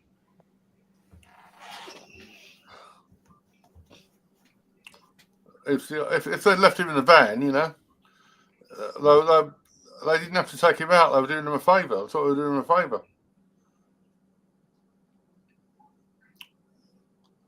Yeah, man. It's crazy seeing Floyd, man, in his full glory, though, man. He was a straight up, like, he's a straight up street urchin, man. Yeah, I mean, this is Exhibit A behavior for Sons over and over and over again. Every single Yeah. time. I don't know. That's this a wino. This a junkie. You made an incredible point earlier when you referenced the son, Quincy. No kid should be without his father. Why? I always ask you this, why in the fuck do some people get to say stupid shit? No one bats an eye all the time. Lies. I think everybody knows Sons are so violent and incapable of having a rational conversation that it's like if a son, if he said that and that's fucking dumb, and you call him on it, what's he gonna do? Admit he was wrong? Fuck no. He's gonna get violent and he's gonna chimp out. You know what? For you to call him out on what he said, on what Quincy said, right, would be racist. He would accuse you of being racist for putting out the fact that what he said made no fucking sense. Yeah. That was crazy. Like, this whole thing, looking back on it, is literally like, it's worse. It makes it feel so much worse because, like, this dude was just an old unk. And listen, don't get me wrong, old unks deserve rights and shit like that too and shit, right? But this dude, like, he got 4 statues. Something just don't seem right about it. Yeah. I was looking earlier at the video of the mayor crying at his casket, bro. Yeah. Yeah, what a fucking loser. That video to me anyway is crazier than this video. The video of the white guy crying at the dude's gold casket is crazier than this video. I know this is gonna come as a massive shock, but that guy is a Jew. Yeah, I saw that. Yeah. You never stop, do you? Fry. You never stop. I mean, you're right, when you say that. All of this is, looking back on it, it's just like unreal. Yeah. It really shows how pathetic and stupid our society is. It really does. Yeah. Like we're not an advanced species at all. We're really dumb. Putting it now nicely, pathetic, dude. Yeah, man. Let's see. I mean, I always tell you, Chief, the police in America should literally get a collective award for how many Sunmen they don't kill. For not killing 10,000 niggas a year. When you consider the insane amount of encounters the brothers create with the police. and how much they resist and how much they resist and how much they fucking police do high speed chases and ducking through alleys and all of that. Yeah, man, it is absolutely amazing. They should get a collective award. Take a seat. Yeah. Please, man. Please, this to me. Do you want to jail this to me? He's under arrest right now for forgery. Okay. Can we figure out what's going on? Forgery for what? Take him out and just. For what? Please, man. I can't fucking breathe. Hey, come on out. Look at you. Thank you. Thank you. Get him on the ground. Yeah, just on the ground. I appreciate that. I do.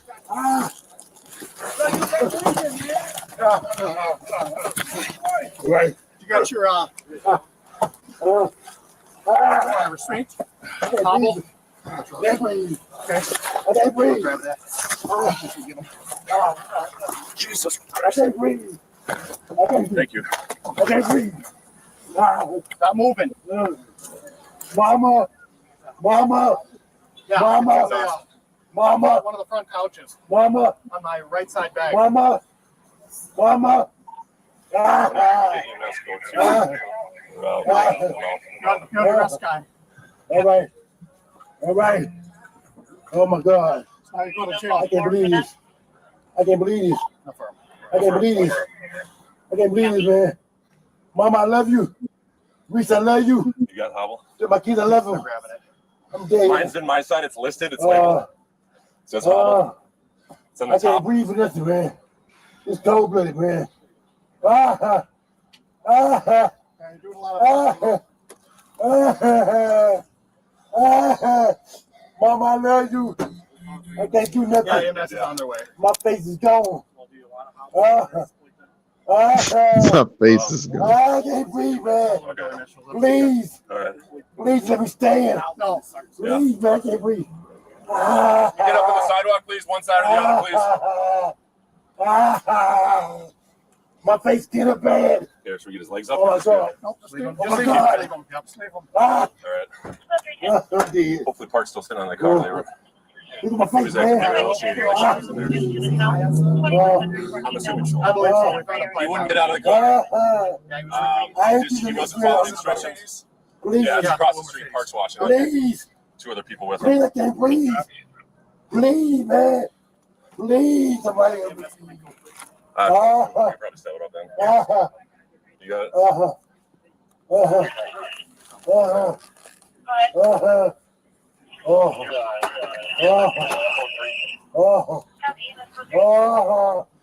Please, man, somebody help me. Relax. I can't breathe. You're talking. Fine. You're talking fine. Deep breath. I can't breathe. I can't breathe.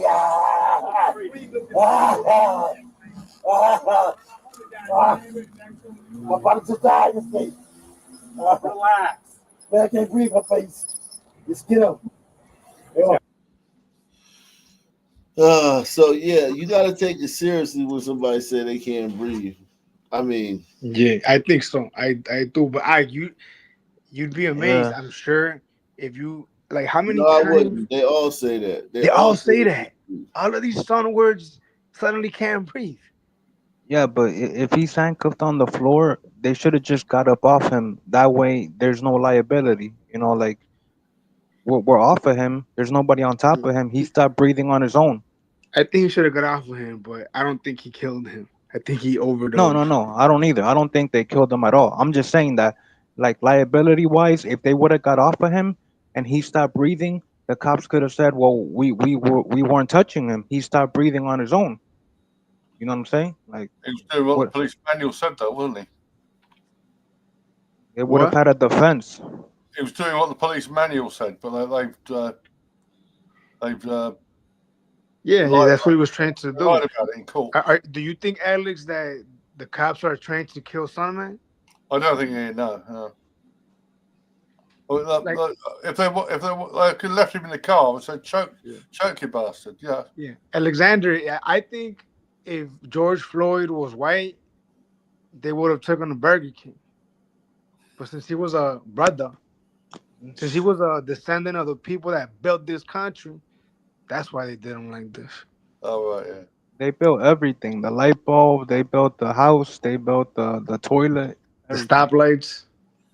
Yep. I could go on. Air conditioner. Microwave, all that shit. Man, why didn't you show the murder of Daniel Shaver at some point, Hank? What? The murder of Daniel Shaver. Do you know who that is, Zach? Daniel Shaver? I don't give a fuck about this shit. Yeah, it was a white guy who was shot dead. What do you want? I can't breathe. Murdered. And he's Please leave my dick. He's murdered, acquitted. Get up, get in the car, man. I will. I can't move. Oh, man. Mama. On a weed pipe on him. There might be something else with it. Might be like PCP or something. Is that the shaking of the eyes, right? Is PCP? My knee. My neck. Or their eyes like shake back and forth really fast? I'm through. I'm claustrophobic. My stomach hurts. My neck hurts. Everything hurts. There's water or something. Please. Please. I can't breathe. They will kill me. They will kill me, man. Takes a heck of a lot of oxygen. Come on, man.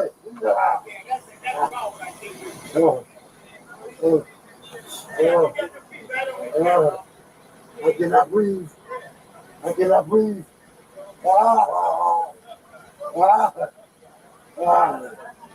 You, ah, ah, ah. They'll kill me. They'll kill me. I can't breathe. Ah, ah, I can't breathe. Ah, ah, ah, ah, ah. We tried that for 10 minutes. Ah, ah, ah, ah, ah. Please, please, please. Man, jeez. You know, it's crazy to think that was 5 years ago. Time flies. Certainly I'm does. telling you. Not that fast though. You don't Like think so? it's been a long 5 years. Biden whole fucking term and shit. I mean, look, a lot of shit for me, a lot of big changes since this king died, for sure. You know, Yeah. Jeez. a lot of Wow. milestones. You know, but shout out to George Floyd, man, 5 years sober. Right. Thanks. Roll on the side. I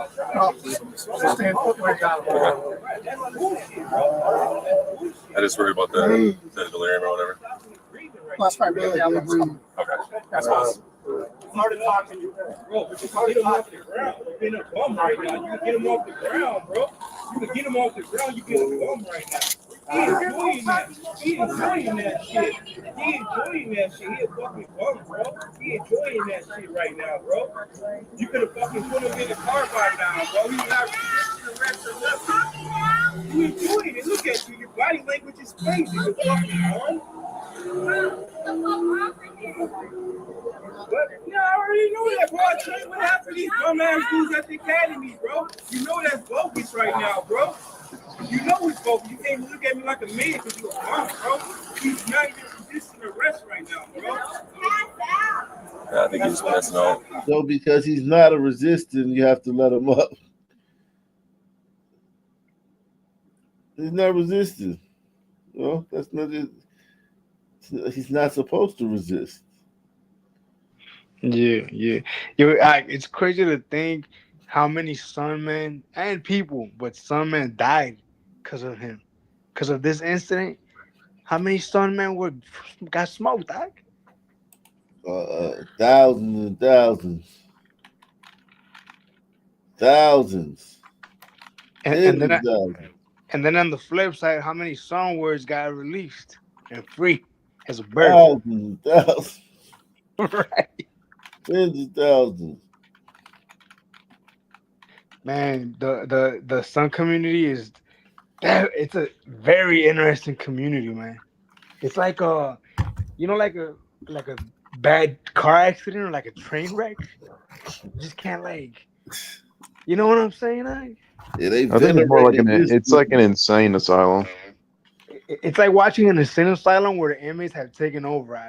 They venerated this dude. Salute to Barry B. Barry B in the building. Salute to Deluxe 247, aka Cal Ripken, aka the real MVP coming through once again. Support the channel. Support what we're doing here.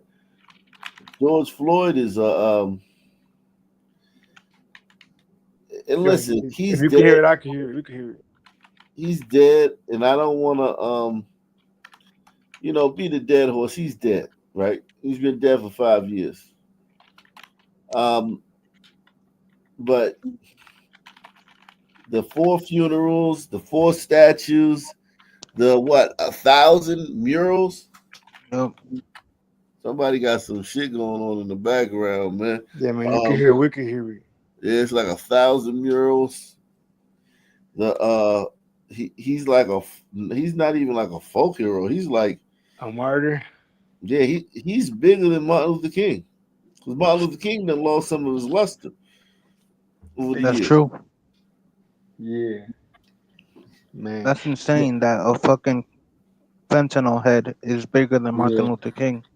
One of the craziest, George Floyd stories I heard was when the Taliban took Afghanistan back, they were taking down a George Floyd mural. Think about that. In Nigga, Afghanistan, what? there was a mural to this song No word way. that the Taliban had to fucking get rid of. Think about that. No way. They take down all pictures. They don't believe in pictures. Well, that's not the point, Alex. The point is that there was a mural to this motherfucker that changed the world in Afghanistan. Wicked for real? Yes. Damn. And they were doing shit in Japan for this retard. Yeah, I heard about that. Like the highest IQ, most efficient society on the planet is fucking coddling this dumb turd. Like I can't even fish. I can't even imagine humanity like time travel, lasers, space travel. Why on earth, if aliens are real, would they ever give us any time of day? I mean, look, I listen. The Japan store one is crazy, but the Taliban had to get rid of a mural to this somewhere. Think about that shit, Chief. Yo, someone's typing a fucking novel in the background, bro. Yeah, I know. Like, yo, I you gotta know. mute yourself. I'm Yo, on mute. that's right, Not Alex. talking. It's gotta be Alex. It gotta be him, man. 1000% him, man. 'Cause Look, I want to say this, man. Salute to you. Support the channel. I've said this for years. Here is one of the only places where we could discuss these issues in the way that we do. You know, in this bubble here, the hoteps they won't even pop their stupid ass head out, dude. Because they know they don't have ground to stand on, Chief. Tell me I'm wrong. And if they were to pop their fucking nappy headed heads out here, Chief, it would be in a complete delusional wreck. They have no ground to stand on. Somebody's killing all these sunmen and the rest. Who?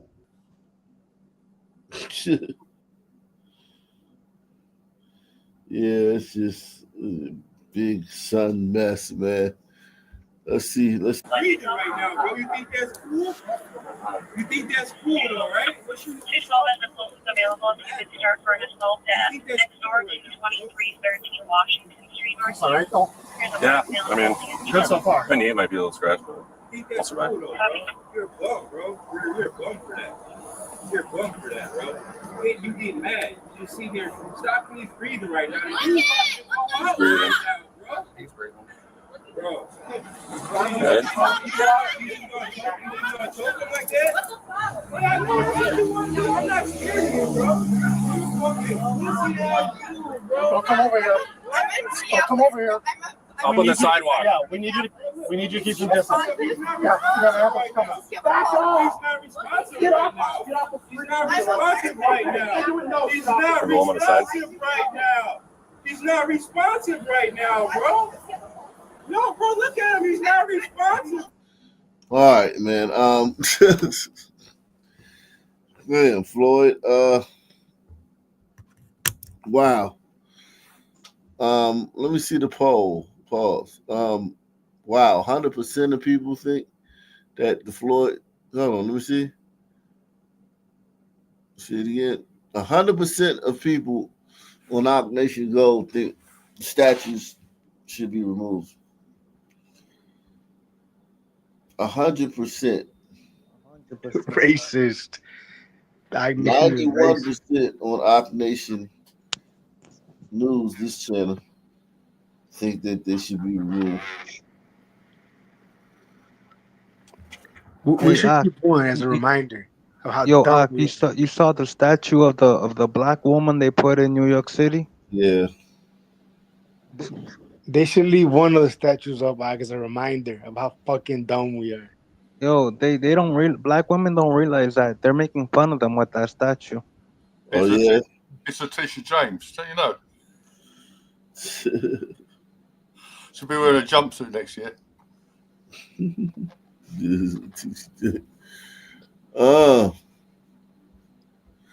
It's just incredible. All the statues, the gold casket. It's all like it's too much, man.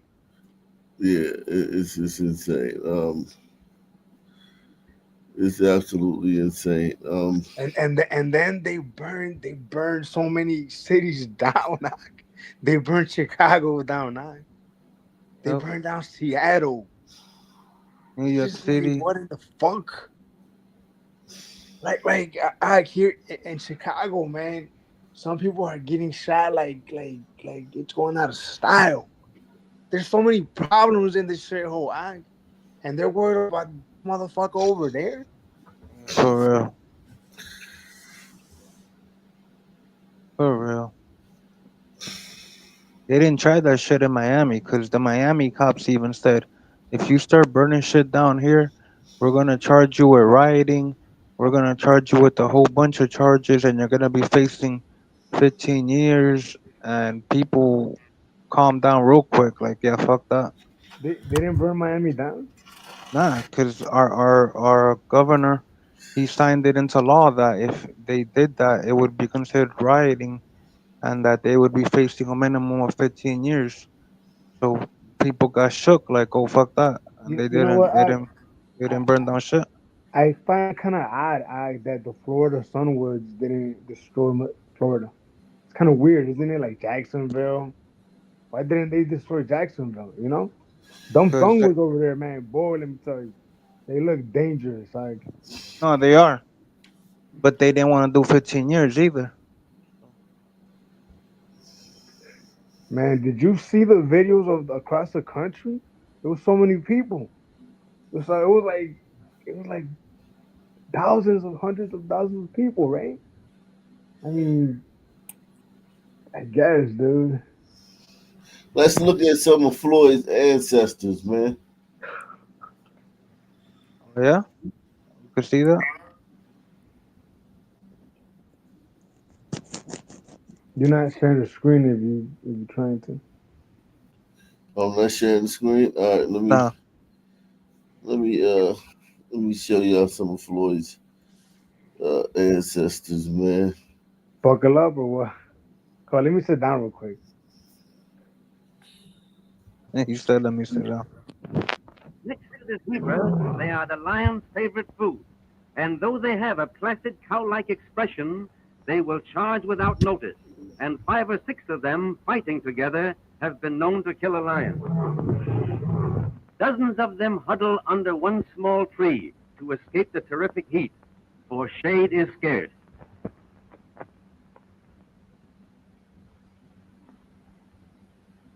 Though there are many hardships connected with an expedition of this kind, the charm of Africa lies in the ever-changing things of interest.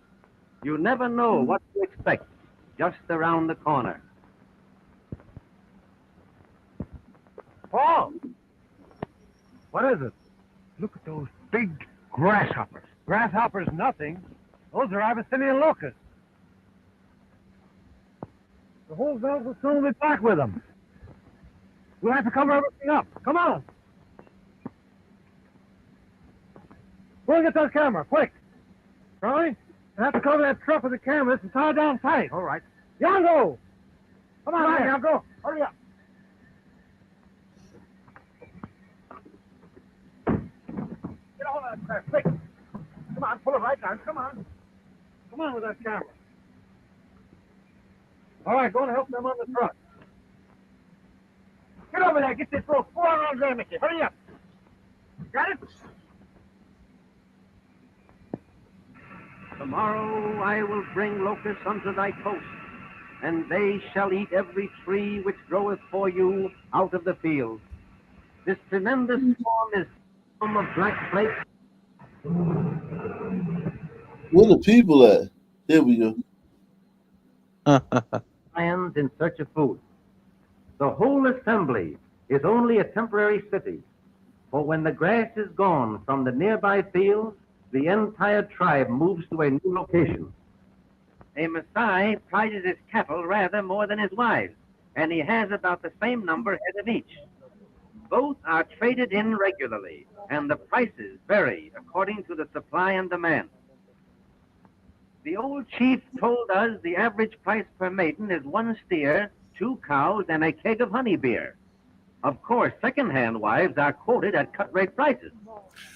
He said he was a good trader and trotted out his collection of female curios to prove it.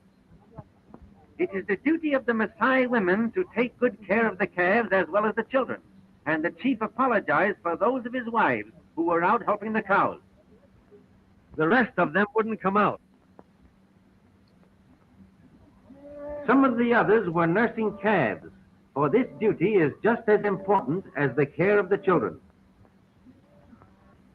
Copper and iron wire form the principal adornments of the Maasai women, and their social standing is graded by the amount possessed.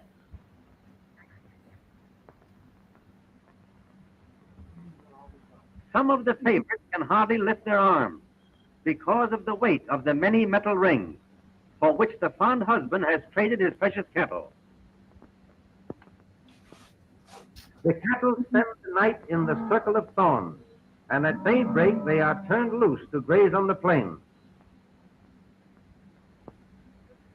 No Maasai ever eats meat. They live entirely on an atrocious curd made from milk and blood, both of which are drawn from the cows.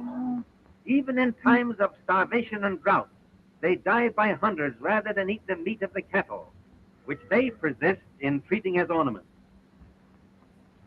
They are slightly smaller than our cattle, and each has a peculiar hump on the back, like that of a camel. While his youngest son attended to the cattle, the kind old chief instructed his oldest boy, Kega, to show us around and help however he could in our purpose to secure close-up scenes of wild lions. Though thousands of lions are known to be in this grassy valley, they have learned to stay away from the cattle because a human being is always with them. Dotting the hillsides in the open, but close to the Maasai village, can be seen the huts of the Maasai El Moran or lion hunters, the most courageous and feared of all African warriors. They are the tribe policemen or protectors, and in these clusters of small huts they live like knights of old, being carried their food of milk and blood by maidens of the tribe, who also live with them in a state of free love. They are maintained for the sole purpose of hunting lions, which have become man-eaters or molesters of the great herds of cattle that constitute the wealth of the tribe.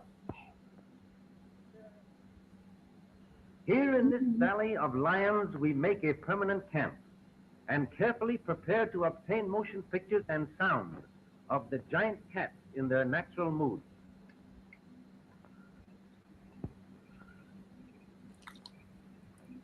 You know, this reminds me of a duck blind back home. That's practically what it is, except that we're hiding a camera instead of a gun. Kega, our Maasai boy, had chosen the location of our boma, or thorn bush protection, near a stone salt lick, where a group of lions were in the habit of coming. On his ant-hill throne he scans his realm, always in search of an unwary wildebeest, zebra or warthog, which will afford a target for his hunting skill or satisfy his enormous appetite. They prefer zebra meat to any, and kills like... Yo, this was Africans in the fucking 1920s and shit. This was not 500 years ago. This is the 1920s. Don't forget they built Stonehenge. I mean, I agree. Pyramids. I mean, those sun man that you put on the screen to me look more advanced than Floyd did. They look at least somewhat self-sustainable. Floyd didn't look like he had shit together, dog. Dude. Can you imagine if you threw Floyd in the mix with those men right there? He wouldn't make it, dude. He wouldn't make it a week. Nah, he would. You got some violence, man. At this hour, the search continues, an all-out search for the suspect wanted in a triple shooting in Southeast. One man killed this afternoon. Our Christian Flores spoke with a community leader who is organizing a meeting this week in response to the recent violence in Ward 8. It's shocked and sad that we have to have these experiences continuously in this community. Several MPD officers and patrol cars scattered around the scene of a triple shooting in Southeast D.C. that killed one man on Memorial Day, leaving community leaders concerned about recent violence. Any day is a sad day to hear that someone was shot. It's a day like this where a day we're supposed to memorialize the soldiers who have lost their lives, in combat for service to this country. This is not something that we also look to do on this day. According to MPD, officers found two men shot inside an apartment on 13th Place. One died, the other has life-threatening injuries. A third victim was found outside about a block away. The shooting comes after this weekend's violence, including one man killed by a stray bullet in Northwest, a triple shooting Friday night in Southeast that killed two teens, and another massive fight involving juveniles in Navy Yard. We want to make sure that this community can. Oh, they went back to the Navy Yard this weekend. That's crazy. Yo, those three scenarios that they gave, right, are all textbook Sonny. All of them. All three scenarios he just gave. Straight bullet, a mass shooting, and a juvie takeover. Yeah. Get the resources that it needs, so that we can try our best to make it more safer than what it is. Myself and several other advisory neighborhood commissioners will be having a public safety meeting this Thursday. It's a virtual meeting, and we already have some ideas and some initiatives that we'd like to share with the community, as well as welcome some more. None of that shit, the ideas and initiatives is worth a fuck. Christian Flores, 7 News. Ideas and initiatives, man. Right. Look, if shit was logical, this country would literally create a day to memorialize the victims of son crime. You know what I mean? Like a day just to in solidarity, remember all those that were snubbed out by the brothers. Yeah. I mean, more people died from the brothers than the soldiers died overseas. A lot more. Oh, yeah.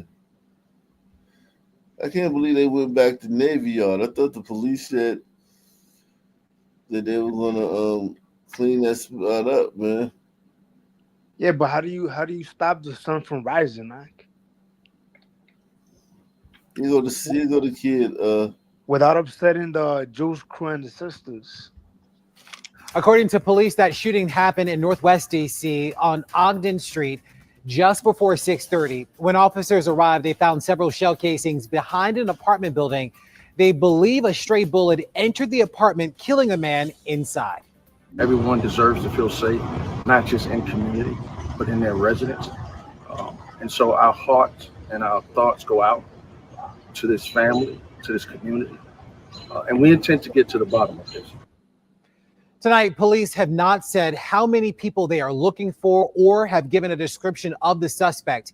If you know anything, contact police right away. You got to wear a bulletproof vest in your goddamn house. Right. As you brush your teeth. While you're taking a shower, you got a fucking bulletproof vest on. Right. As you go to bed, you go to sleep, bulletproof vest on. Do you start earlier any day of the week? Right now, DC leaders are dealing. What's that? Do you start earlier any day of the week? Because it's starting at 4 a.m. here. Oh, okay, man. I start when I can start, man. And, it's the best I could do tonight, man. I know it's once or twice you start earlier. Salute to David DeHart, man. He says, remember the 1950s? Most videos about Africa were spear chuckers chasing lions. The 1950s. Right now, DC leaders are dealing with chaos involving teens taking over neighborhoods. Just days after a disruption in Navy Yard, another incident erupted, this time in Northwest DC. Early Saturday morning at 14th and U Street, video shows teens fighting in the middle of the intersection. Police say that 6 teens were stopped for violating DC's curfew law. 2 were arrested for carrying a gun without a license.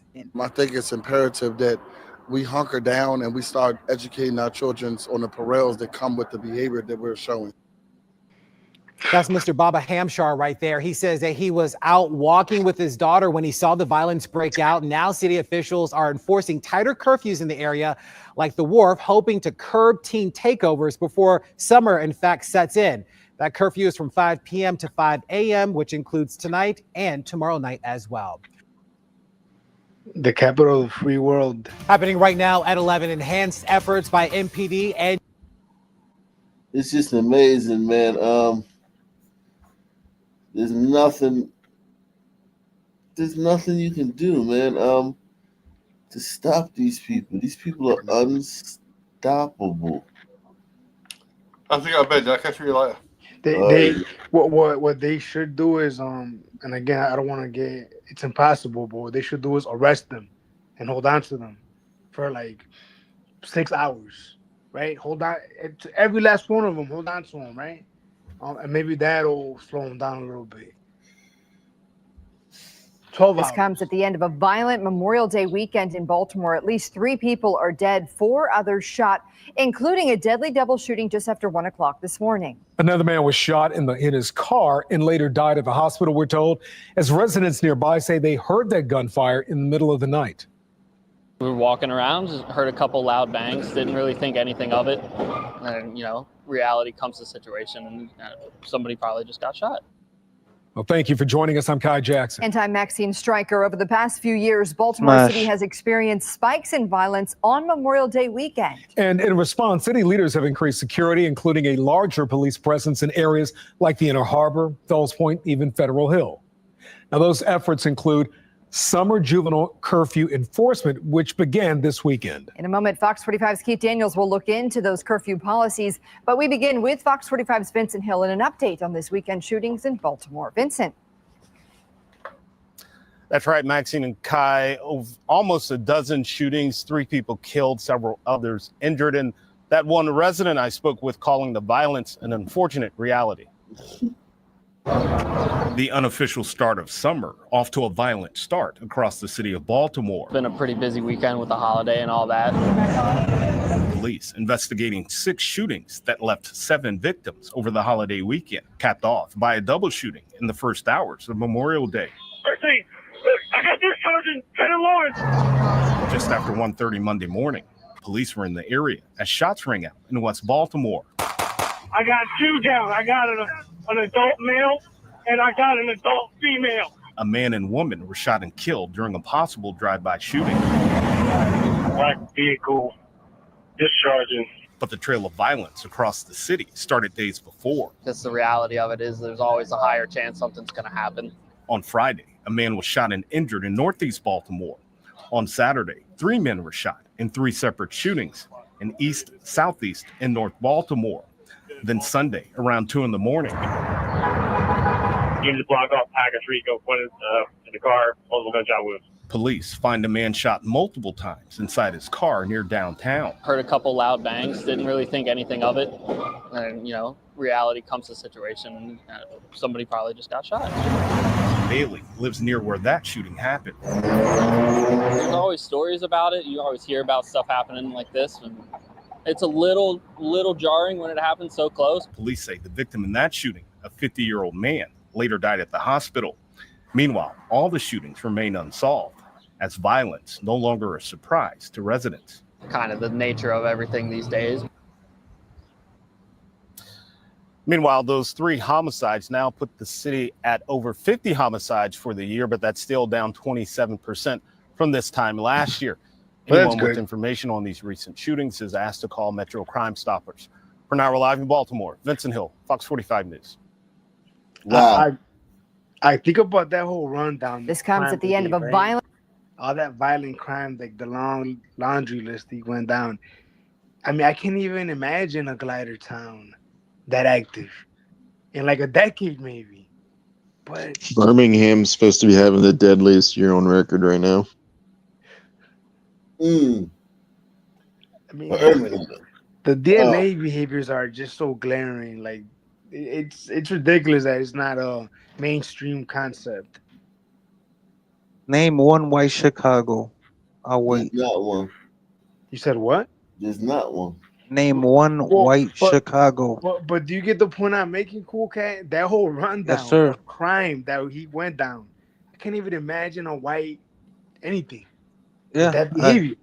that's what I'm saying. Like, name one white Chicago. I hate, after talking with Ock for so long, man, I fucking hate how this DNA concept is not more mainstream. It should I be. know, right? It Because the should be. behavior patterns are there, man. We're fucking different, man. And it is Yep. what it is. Yep, you're 100% right. New here at Wicked. 4, as the summer season begins, city leaders working on a safety plan and a plan for potential teen street takeovers as well. A vote to give police the power to quickly enact a curfew is expected next month. WGN's political reporter Tamon Bradley talked with the Chicago deputy mayor today. He's here with the details. Lourdes Ben, with the weather warming up and school year wrapping up, Chicagoans are bracing for more teen takeovers. They're the new trend, scenes of chaos on the streets. Today, we caught up with a Johnson administration official about how the city hopes to get out in front of them. Today, Chicago's deputy mayor of community safety, Gary Gatewood, attended a Memorial Day service in Grant Park, but his mind was on a planned teen takeover.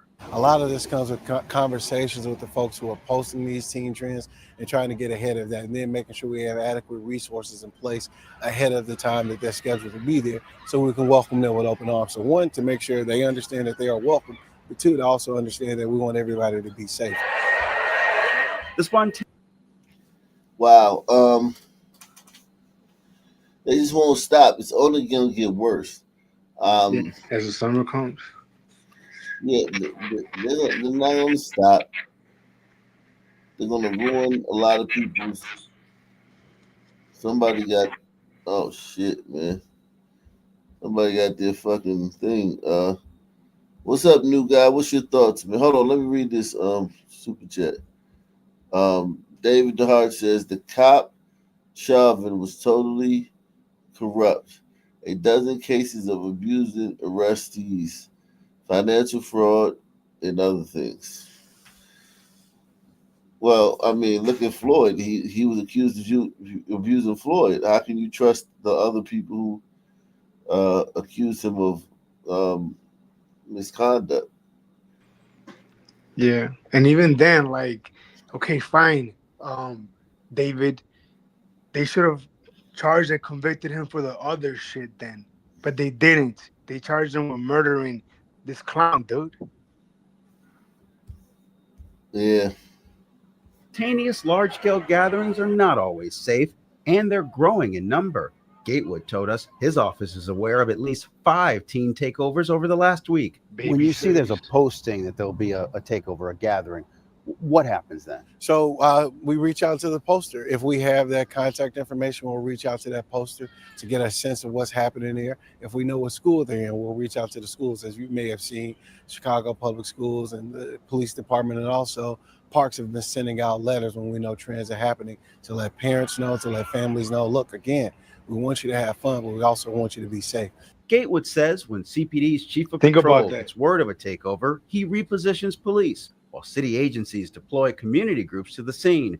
But members of city council are pushing for CPD to have more power. He's literally They standing want on the cop car. superintendent, working in concert with Gatewood, to be able to declare a snap curfew. Last week, allies of Mayor Johnson delayed a vote on the plan. Why did they do that? Well, that's a question you have to ask the allies. We'll let the superintendent speak for himself. It's our understanding he wants this tool. Do you want him to have that tool where he can declare a curfew? Well, what I want is for citizens to be safe. I want young folks to be safe. Those out of control scenes like what we saw in That's a yes. Streeterville, can you guarantee that's not going to happen again? Well, no, I can't guarantee anything like that tomorrow, but what I can guarantee is that we're going to work together. Gatewood thinks they can't stop young people from congregating, but the right mix of police and community ambassadors can keep large gatherings safe. Ben and Lourdes. All right, thank you, Tamon. Police tell us SWAT teams are on standby in one Jersey Shore town after the summer season got off to a violent start there, with multiple reports of fights, chaos, and arrests on the boardwalk in Seaside Heights, Ocean County. As our Joanne Pileggi reports, residents blame unruly groups of teens and young adults. Police in packed shore towns have had their hands full this weekend. Seaside Heights, no exception. And police have been on standby everywhere. That includes county SWAT teams and extra officers trying to keep everyone safe. The boardwalk in Seaside Heights has been jammed with prom weekend visitors, Memorial Day, and mild weather. But unfortunately, police have been on rapid response for multiple incidents the past 48 hours. This fight, or altercation, happened at Blaine Avenue and the boardwalk around 7. Same old usual. Same thing happens every time. What's that? Fights, stabbings, well, what else do you want? It's the seaside. Locals blame the throngs of teens and young adults who flood the resort community every year. And officials have tried to respond by enacting a 10 p.m. curfew for anyone under 18. They've also saturated the boardwalk with full-time and seasonal police. Despite that, there have been multiple arrests and incidents, including 2 reported stabbings where the victims refused police assistance. We call them gangs. I don't really know what they are, just groups of kids, but some of them look tougher than others, that's for sure. And we've seen some of that where they started pushing and stuff. Yes, altercations going to happen, but as long as everybody stays calm, keep it together, we were all fine. Omar and his friends witnessed a fight and they backed away. Law enforcement says it's a situation that has plagued shore communities in recent years, from Wildwood to Ocean City to Seaside Heights. Some teens told us they have a plan to leave if they don't feel safe. We came down here knowing what to expect if anything does happen. We were actually talking about it in the car. Business owners and their employees are certainly concerned and are hoping the police can find a way to handle the crowds. I've seen a lot of police activity the past couple nights, which been here Friday, Saturday, Sunday, today too. So it's just been crazy. There's so many people. A lot of kids.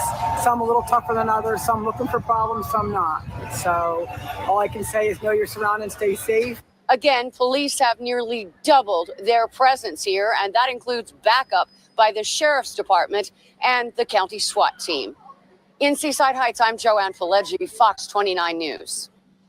Philadelphia police say a fight between 2 older men in North Philly escalated, ending with one of the men shooting the other. Tonight, the victim, newly retired from the PPA, according to his family, is in critical condition.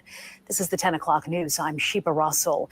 Police say the victim is 66, the suspected shooter 74 years old. This all happening a few blocks from Temple University Hospital. Our Steve Keeley live outside the hospital tonight where the victim is recovering. Steve. Yeah, actually just a few doors from the hospital. And we just got an update from his son, Anthony Oliver Jr., who says his dad is stable. And Anthony just walked over to the hospital. You can see where the hospital is right here. And then Anthony got shot and had his near-death experience right on his front porch here on Park Avenue, just doors from the hospital. All of 2 persons who were fighting. And the caller also added that they were going to be going inside to get some guns. So immediately police officers rushed to this location.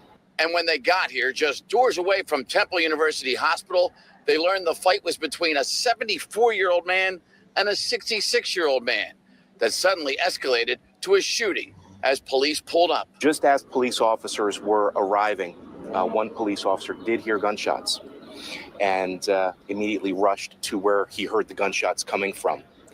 At that point, he discovered a 66-year-old male shot 1 time to the head. He was immediately rushed to Temple University Hospital, where he's currently listed in critical condition. Other police officers quickly grabbed the suspected shooter and his gun. He is a 74-year-old male. The victim was 66 years of age. So it appears that the motive was some sort of an argument that led to some fighting and ultimately escalated to the use of a gun. This is 66-year-old Anthony Oliver. His son just told me his dad is in good spirits after being shot in the head, shoulder, and grazed across the chest.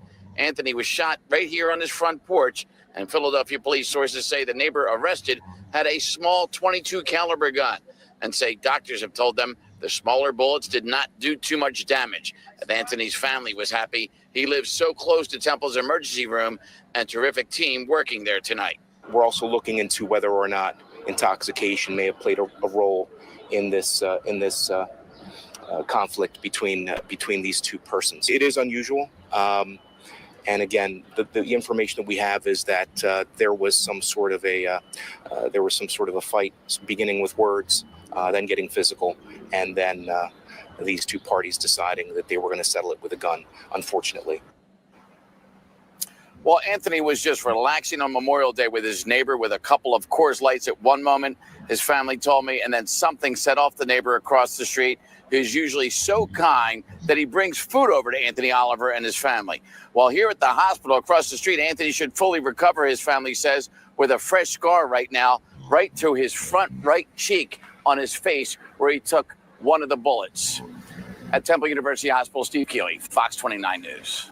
Thrilling start to the Memorial Day weekend at one of the Jersey Shore's most popular destinations. Multiple fights, stabbings, and at least 40 arrests were reported on the unofficial start to summer at Seaside Heights. Those who vacation the area hope the events this weekend are a precursor to their summer. New Jersey reporter Tony Yates is live in Seaside with more on how today's crowds are trying to enjoy the day. Tony? And look at me out here with my sweater on, thinking that the ocean breeze was going to keep things cold out here. But it turns out this is a perfect beach day for Memorial Day weekend. Take a look at the crowds here around me. It is still hopping out here, as you can see. But it wasn't all smooth sailing, especially for police who were quite busy and mostly at night. They talk about a vibe. Oh, yeah. Oh, yeah. When summer comes, Memorial Day weekend comes, you bring your friends, you bring your guys, you bring your groups, and you enjoy some time bringing in summer at the end of the school year. It's the best thing to do. It's the Jersey Shore. We like watching Jersey Shore. I think it's the best place to be, and it's sunny. Even at the start of the summer season, when the bone-chilling water is still somewhat inviting to plenty of brave hearts. Cold? Woo! Demasiado fría.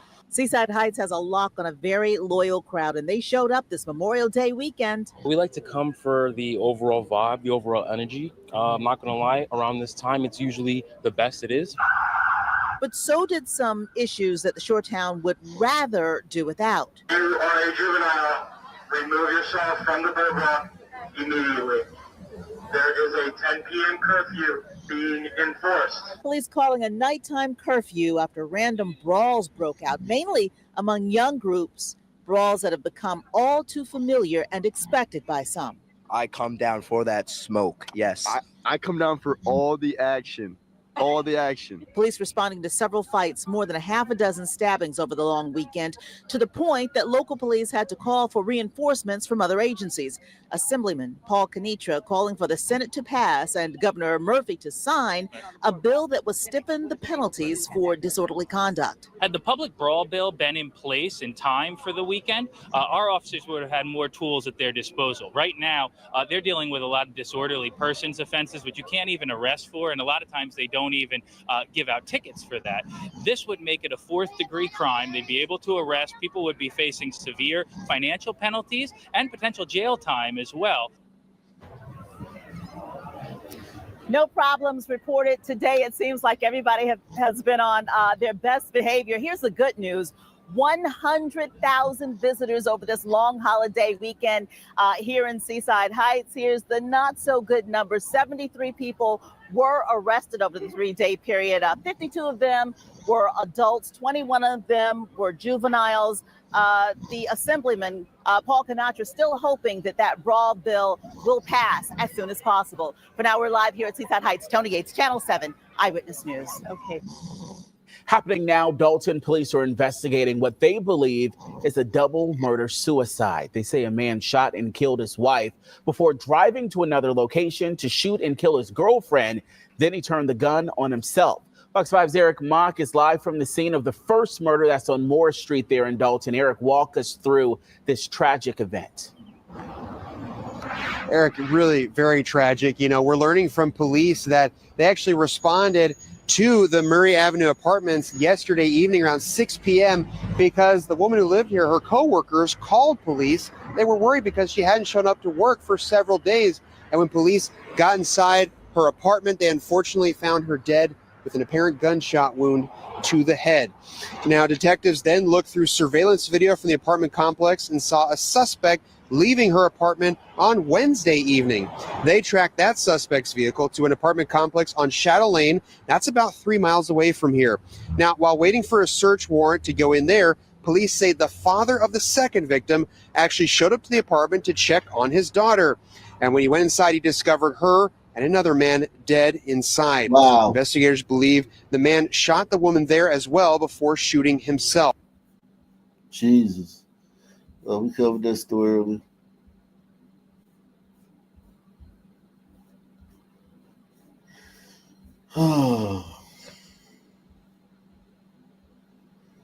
Slow night, huh?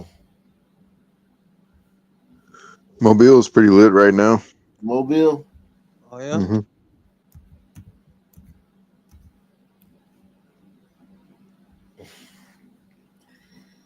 Eesh. Let's see. Eesh.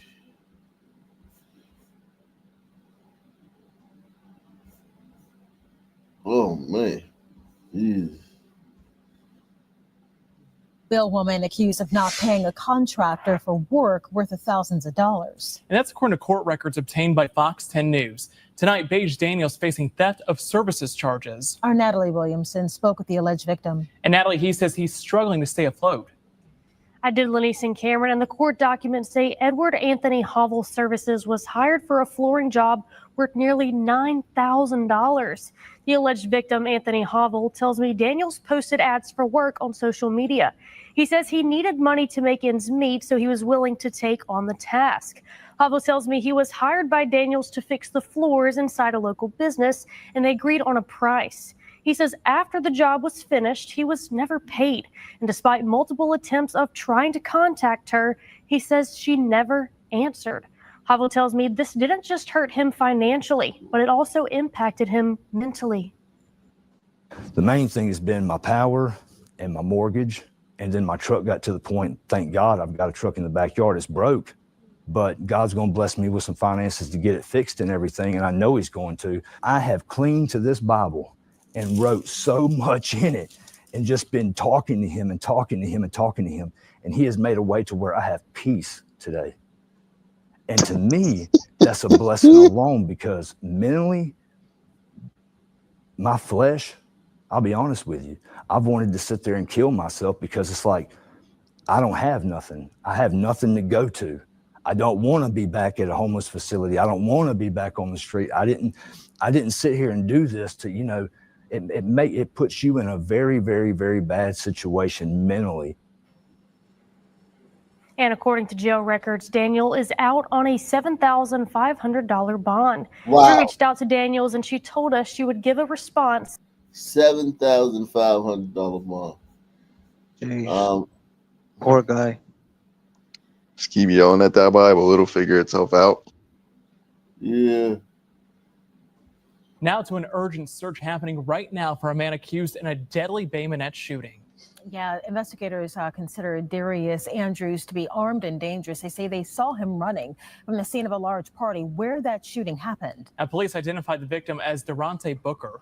Fox 10 News reporter Ariel Mallory went to the neighborhood. And Ariel, neighbors are telling you they heard the gunshots. Yeah, they did, Lanice and Cameron. Now, one man says it sounded like almost 10 gunshots went off Friday night. Now, other neighbors tell me it was a birthday party, prompting that large crowd. And investigators believe this was a targeted shooting. Neighbors in Bay Minette shaken up after a birthday party turned deadly Friday night. Multiple gunshots going off shortly after 10 o'clock. It did. It was back to back for sure. Yeah, about 10. According to Bay Minette police, an officer was on patrol when he heard gunfire coming from Old Daphne Road. Investigators say this man, Darius Andrews, was seen running from the party. We're told an officer was chasing Andrews but lost him after several blocks. Police say Durante Booker was found dead in the yard, shot several times. Nearby neighbors say this type of violence is getting worse. Yeah, I definitely heard the gunshots. I think we got a gun violence problem around here. Here recently, the last couple of years, a lot of tragic things that happened. I wanted to be safe around here, so something definitely needs to be done by this gun violence. Investigators say this was not a random shooting and that Booker and Andrews knew each other. Smith says it's a tragedy on both ends as two families are hurting. Just hate to see his future gone. You never know what people can be. So I hate his life got cut short, and I hate it for the young man who did it. So like the party going on. I like people that have fun, but conflict resolution is a big thing. According to court records, Andrews has a long record of violent behavior involving gun-related crimes. Bay Minette police posted this "Be on the lookout for him" in 2020. Documents show Andrews has been charged with assault first in 2 different shootings in Bay Minette, one in 2015 and again in 2020. Now, the outcome of the 2015 case is unclear, but records show he was convicted for the 2020 shooting. Now, a warrant for murder has been issued for Andrews. If you have any information on this shooting or where he is, you're urged to call Bay Minette. Bill woman accused. Wow. Now to an urgent. Wow. A lot going on in that little fucking town, man.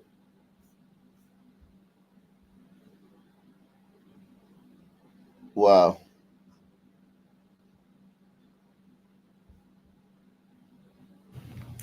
And tonight, a woman is charged with first-degree assault following a shooting on Pleasant Valley Road this morning, where police say one woman was shot. Now, the shooting happened shortly after 10:30 this morning. Jail records show 25-year-old Aaliyah Isaac has been identified as the suspect. Isaac is in Metro Jail charged with first-degree assault. Jesus Christ. They've been saying that son's down here getting on the carjacking train more and more. That's what the police have reported this year, that is going up. Wow. It's like a fun trend, you know, like a TikTok challenge almost. Oh, shit. Oh, great. Are you serious? I mean, just look at all the mugshots on. He just keeps scrolling it. It's the same thing over and over. Mobile County Sheriff's Office arresting the man you see here on your screen. It's in connection to a shooting. Demetrius Andrews has been charged with assault. Now, this all happened this morning on Baldwin Drive. Sheriff's Office telling Fox 10 News surveillance video from a nearby business helped deputies identify Andrews as the alleged shooter. Deputies say during an interview with Andrews, he claimed self-defense. However, a witness told Sheriff's Office Andrews shot the victim after the two had an argument. A 15-year-old in Baltimore faces attempted murder charges after police say there was a shooting earlier this week in Greektown. A 16-year-old was... Did we cover this already? I think so.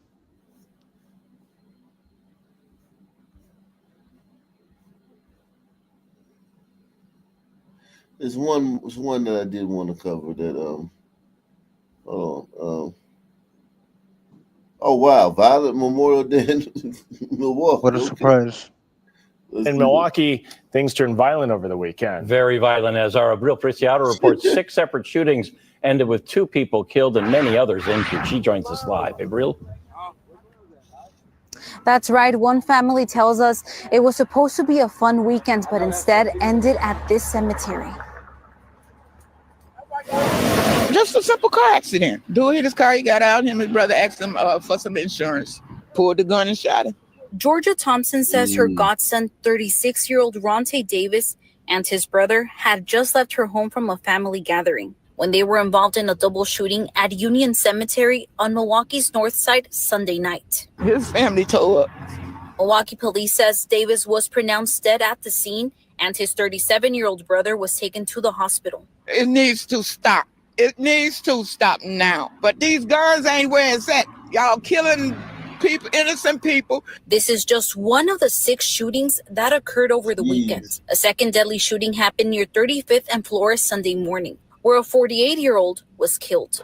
I'm afraid because as the days get warmer, there's a spike in violence, period. It happens every year. And how this year started off really scares me. The crime dashboard from Milwaukee Police says there has been 47 homicides to date in 2025.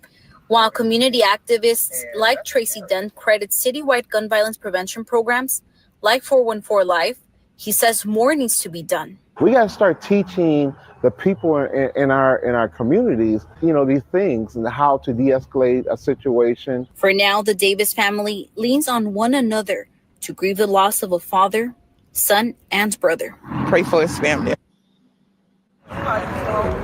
And Milwaukee police says this case remains under investigation. They asked the public if they have any information on this case or the others to contact. Jeez, Milwaukee violence. Wow. Let's see. Wow. 'Cause it'll get to the point where there's so many programs that every son teen will have his own program. And it still won't affect. No, it won't be enough. Wow.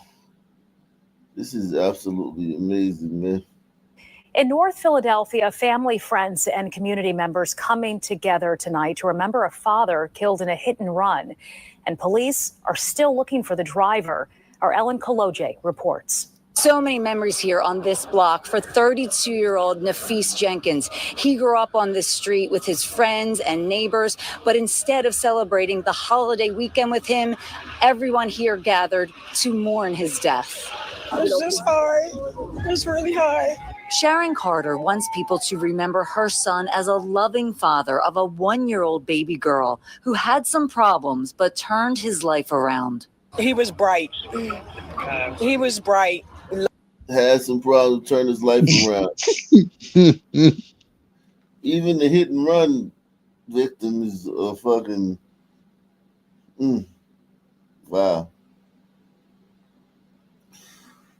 Wow. He was so smart. He was if we would have just given him more time with the fucking MIT computer lab, he would have fucking figured some shit out. Yeah, it's crazy, man. He was about to fix climate change, and then damn turd took him out. Jeez. Bright, loving, kind. The spirit that he had with love, as you see. Just remember. Yeah, man. Can we get some sponsors for the show tonight, man? Oh, I think we got like 4 people. 4 people take the $5 challenge tonight.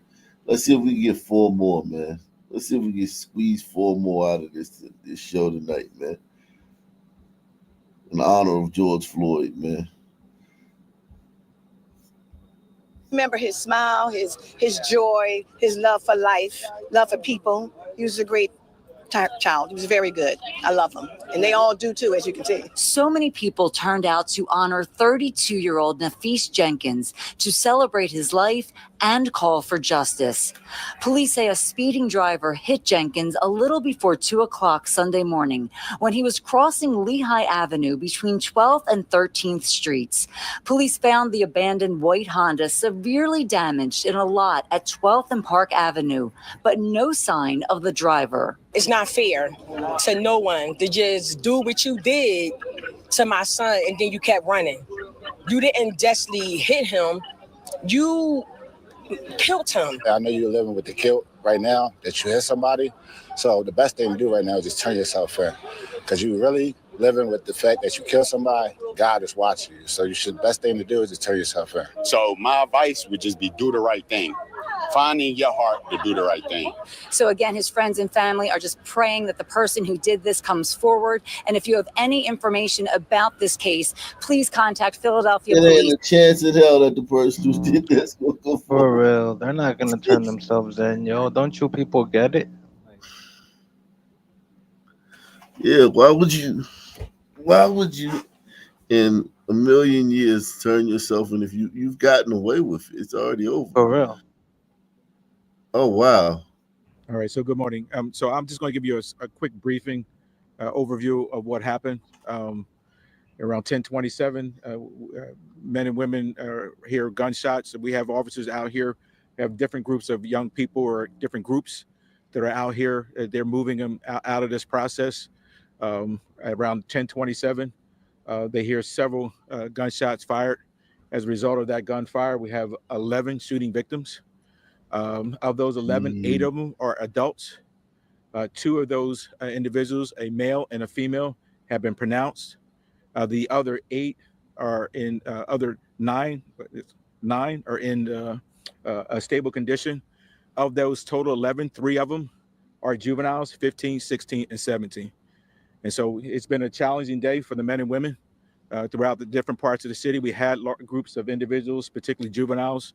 This one a little bit different. We have a blend of adults and juveniles. The men and women were here earlier in the day, saw the activity, were moving those that they were packing up as this incident unfolded. But unfortunately, the individuals continued to engage in gunfire, even though the officers were in the area. And we're have a lot of investigation to do. As you can see, it's a very, very large scene. We'll be here till daylight to be able to capture. We have multiple rounds that were fired. So I'll stop there and see if you have any questions. Commissioner, This just happened. There was a few minutes ago. reports of several 911 calls today from people reporting trouble, that there was as many as 900 people here all day. Did you hear anything like that? Listen, I mean, this is a very popular area. I mean, going from 3030 Street all the way through. We're going to get a number of individuals. In most cases, those events go safely with no issue. Folks are out in the park every weekend.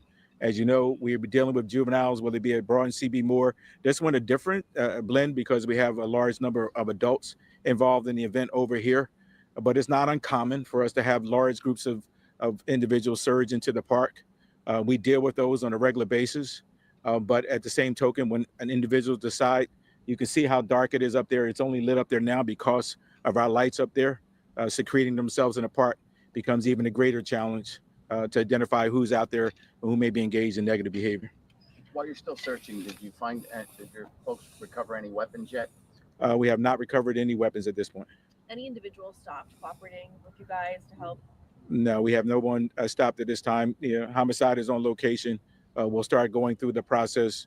We expect that we'll start to pick up a lot of information tomorrow as the day unfolds. Today, because we're already in Tuesday, as the day unfolds, we'll start to see things unfold. The male and female that were pronounced, were they juvenile or adult? They were adults. There was a state representative who came by here earlier. I forgot the gentleman's name. He said something about, asked the police about the permit expiring, that it was supposed to expire at a certain time, and individuals were still out here well past that permit expiring. So I don't. We'll go through the investigation. Whether the white dude trying to explain it, well, they were out past the permit expiring. So, man, I don't give a fuck about no goddamn permit. What the fuck are you talking about? I mean, like, how can they stand out there in the dark? The permit says right here. Oh, God. If you check section 5B of Protocol 407, it says right here that you can't. And it's like, nobody fucking cares about none of that shit, dude.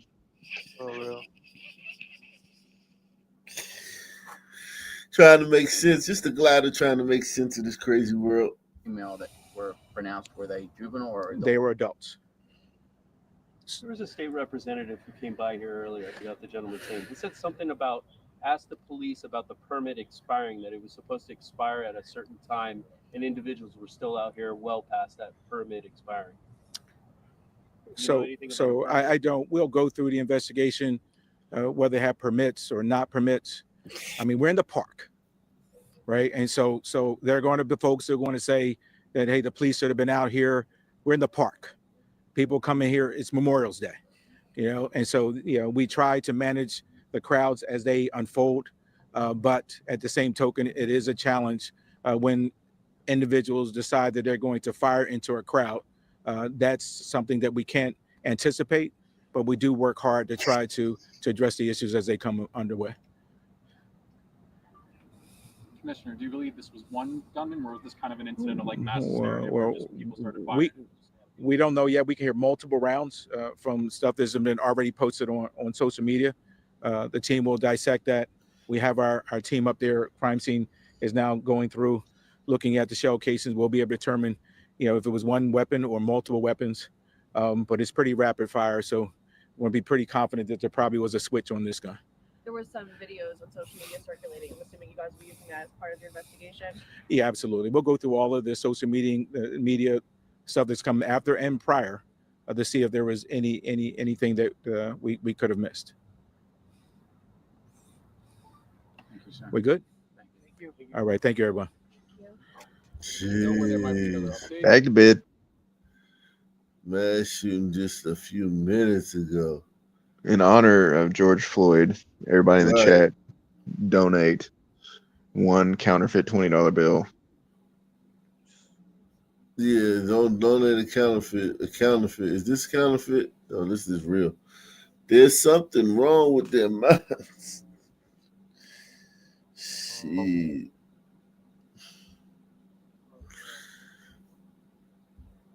Like, what's the point of even having the press conferences? Just, it's the same questions, same answers. Just copy and paste the fucking news article. Just change the numbers of people hit every time. Like, why do the reporters even need to be there?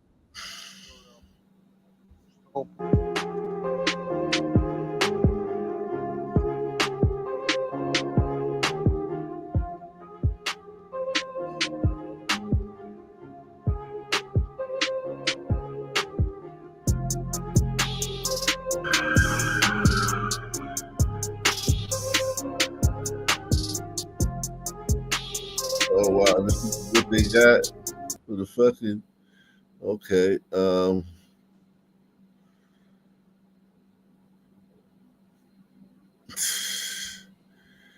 Wow.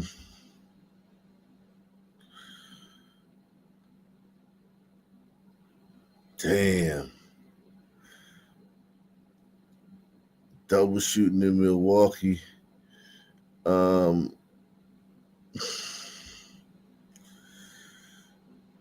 So which one of these do you think Pam Bodine is going to show up for?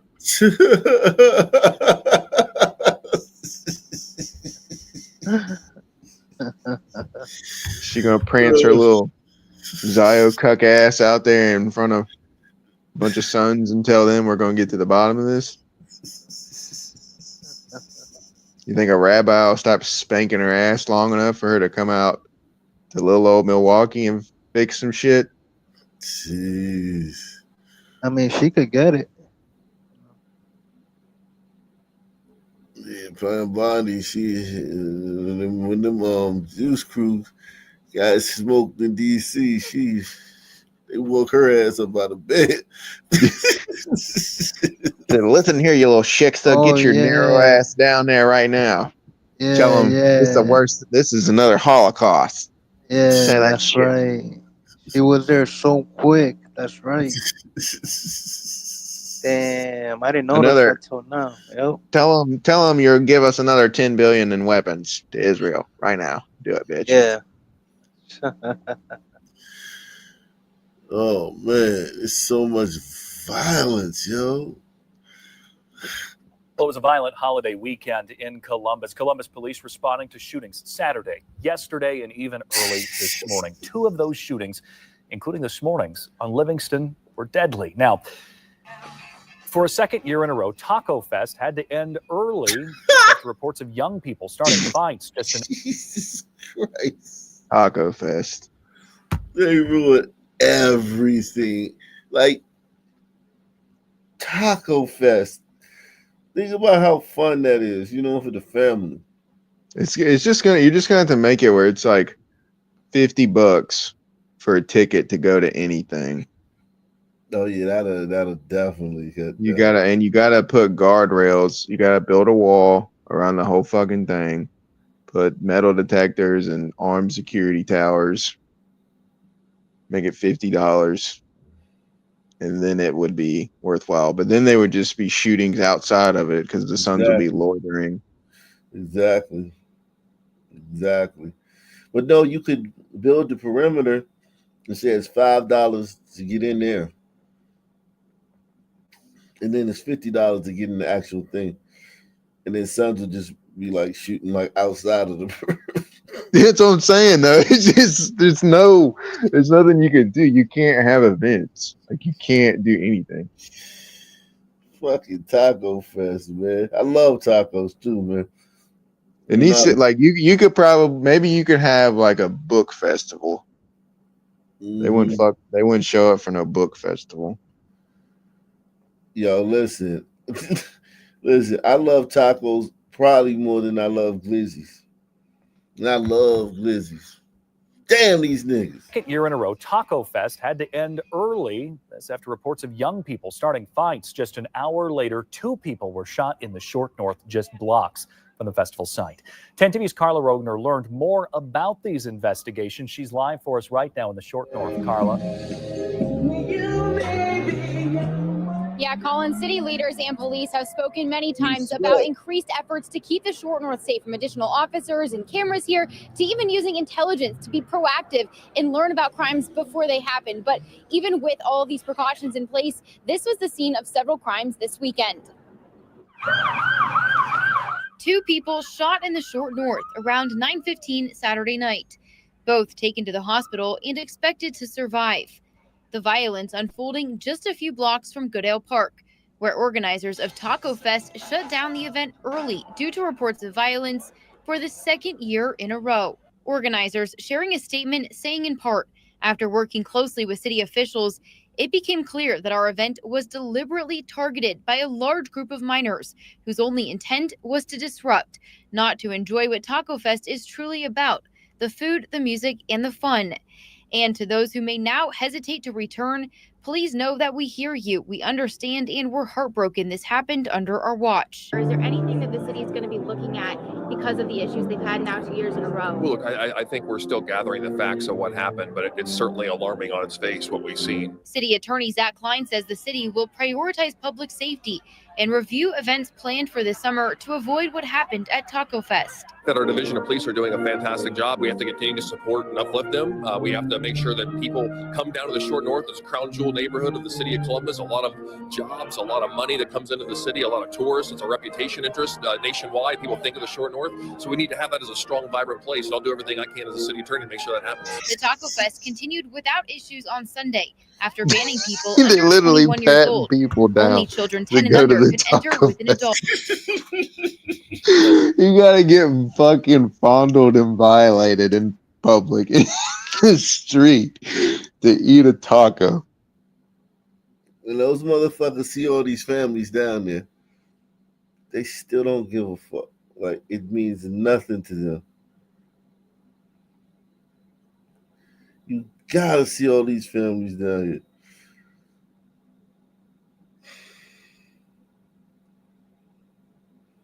Just fucking care less. Just start shooting.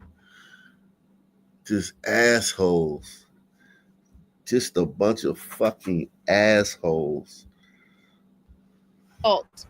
At a Memorial Day event, City Councilwoman Nancy Day Ockauer says this might be something other festival organizers have to consider this summer. Because unfortunately, it appears that we have to make extra measures to ensure that people are safe in these festivals, and that's very disappointing.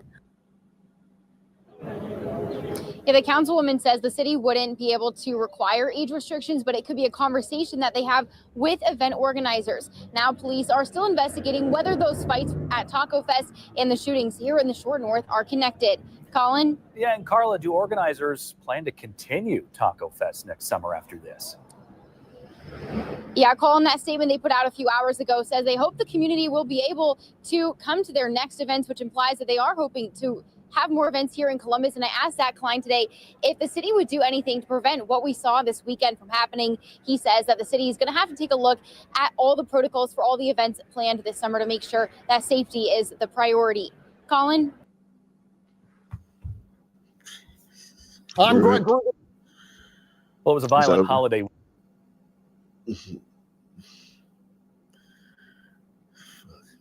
This just ends in like serious racial tension and ultimately violence, because you're just gonna have to like drop the hammer on Sons, and the Sons are not gonna like it, and then you're just gonna have to double down, and the violence is just gonna escalate. Not for nothing though. It don't seem like the hammer's coming, man. Where's the hammer? Yeah, it's not here yet. This black fatigue is over. Black fatigue was like 3 days. That shit is over. I think that shit's growing and growing. It's only a matter of time. You're not gonna take every single thing away. Like, you can't take everything away. Black fatigue went underground. I think the comfortability of speaking out against black people is gonna. Oh yeah, grow, definitely. grow. Yeah, I give you that. Yeah, more people. You're gonna see a lot more hard R's getting filmed in public. You're gonna see a lot more city council meetings where people are showing up and saying it's these fucking black kids are fucking this shit up, and it's because of black people. Like, it's coming. Okay, we'll look forward to that, man. Because I did a story Into about the unofficial. I did a story about this last week, and the police said they had it under control. They was going to shut this down and make sure this didn't happen anymore. Into the unofficial start of summer on WUSA 9 News at 11. Thanks for ending your day with us. I'm Leslie Foster. And right now, a new teen curfew is in effect, but only for this holiday weekend and only at the wharf. It is D.C.'s latest response to a string of violent teen gatherings. As our Alexis Wainwright found out, neighbors in nearby Navy Yard are worried it could push the teens and the trouble in their direction. Last weekend, teen takeovers happened here in Navy Yard, and now people who live here say they feel left out after changes were made at the wharf. But now we can tell you here in Navy Yard, we are seeing a heavy police presence, but also light towers. Police are posted all around Navy Yard near New Jersey Avenue Friday. There's 5 or 6 cop cars here already. It looks like DC's doing what they can. After this, a violent teen gathering in Navy Yard that ended with at least 3 arrests. That's led the wharf, which is a private property, to put into effect a youth curfew over the holiday weekend. We're going to try to encourage them to leave, and if they choose not to, it could lead to an arrest of unlawful entry. Starting Friday through next Tuesday morning, 5 p.m. to 5 a.m., anyone younger than 18 will have to be with an adult 21 or older. I do worry about over-policing in these neighborhoods, so I think the curfew... Jesus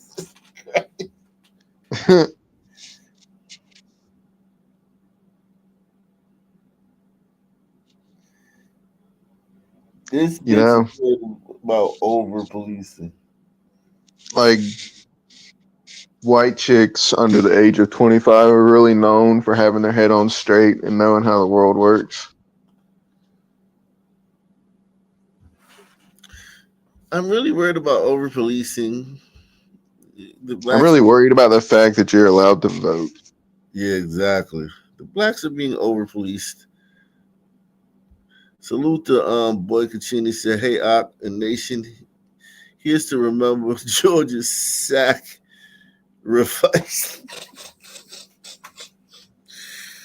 Yeah, the black fatigue thing is gonna take a while in DC because that's like one of the, I mean, that's about as Democrat a city as you can get. Yeah. This bitch is worried about over policing. Those young people are under policed. They're under judged. They're under prosecuted. How do you not know that, you whore?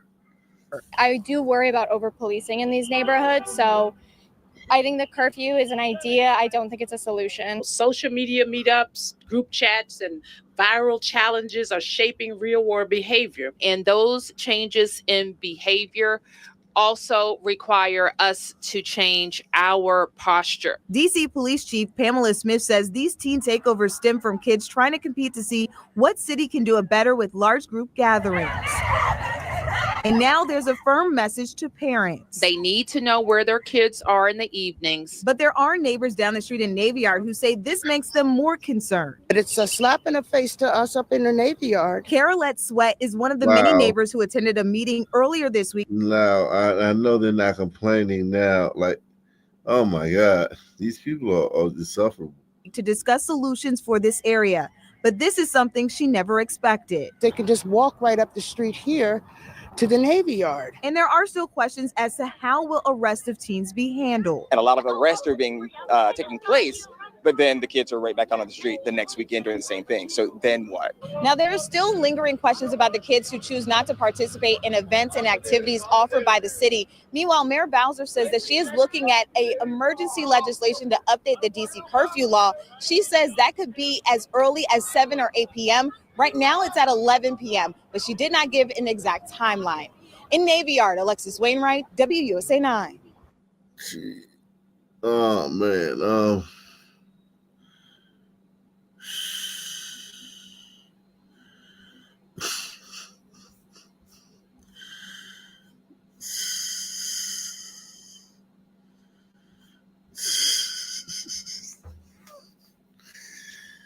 It never ends. Did you see the Black Hebrew Israelite or whatever the fuck they're called in Memphis had some long-winded march to show their force of whatever the fuck to teach the criminals to stop. That was their solution, to dress up in purple and walk around and yell at people on the sidewalk. Yeah. Bunch of grown-ass losers, man. All right, we have 11 shooting victims of our lights up there. That's the same thing.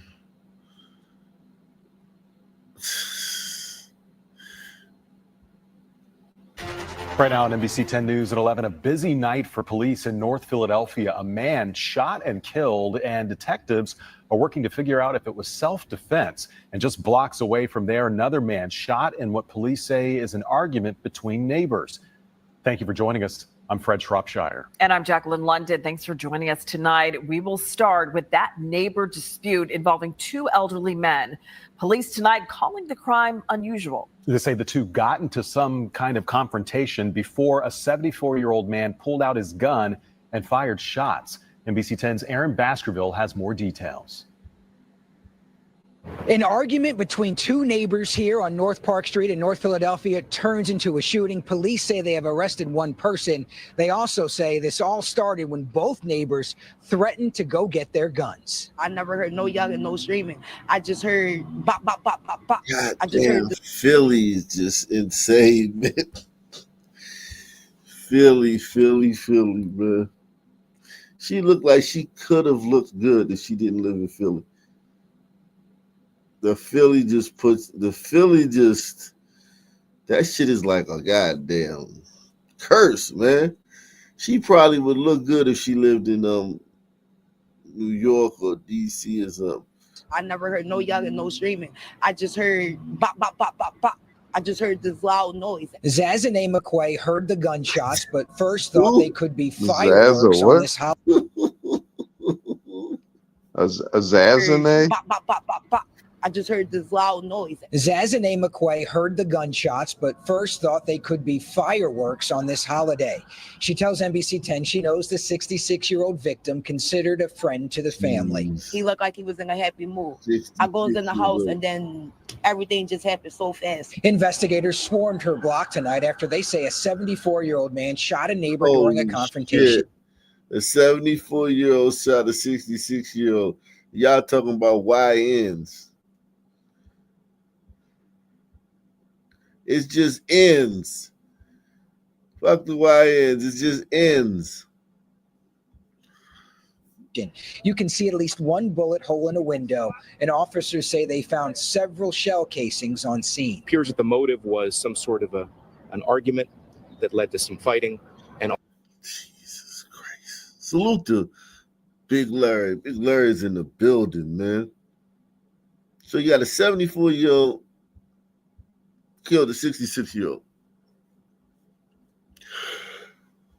Well, Pakistan it's like just when you think you reached the bottom, man, it's so far to go. Yeah, we're not even close to real son behavior yet. Not even remotely close. Imagine if there was no police force. Oh, yeah, it would definitely be African. It'd be insane. You'd just be having gangs of sons just running from block to block, chasing each other, trying to beat each other with shit. Clubs and shit. Without a doubt. It was Chucking stop signs like a spear. Yeah, it would be hell on earth. It would be hell.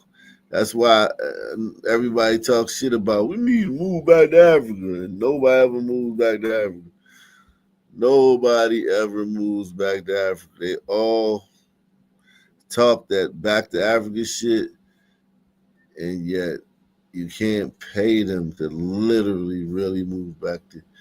Or they'll move back and then make a YouTube channel about how it sucks and that'll go viral. Yeah. Yeah.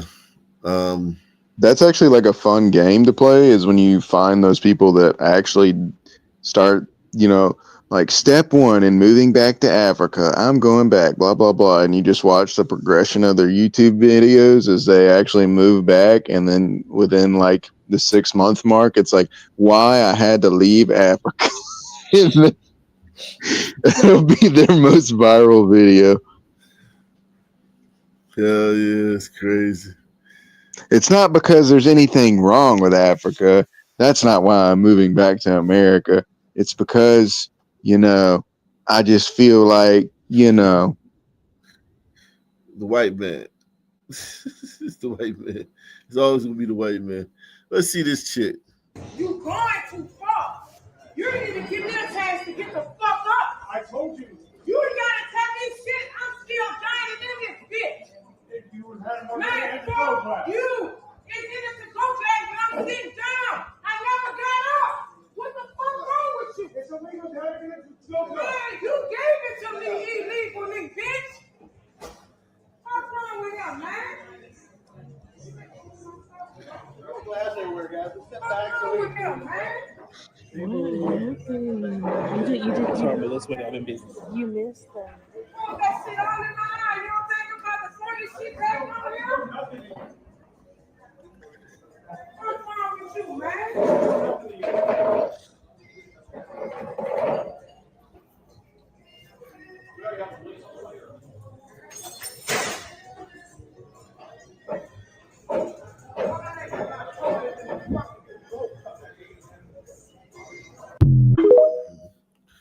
All right, that wasn't bad. I listen, that wasn't a bad chimp out. That was she didn't let's see this sister. Oh, what the? Yeah, made sense. Oh, what the? You gotta do what you gotta do. You gotta clean all this up after. What the hell? Hey, pepper trader. Oh shit. You okay? You okay? Yeah, she's not okay, man. She ain't okay by a long shot. Why do she know how to post this right? Hey. I know damn fucking girl. Why do she know how to Holy shit. Did you see that? Let me see. Hey. The toddler's running around with the fucking gun. Mm-hmm.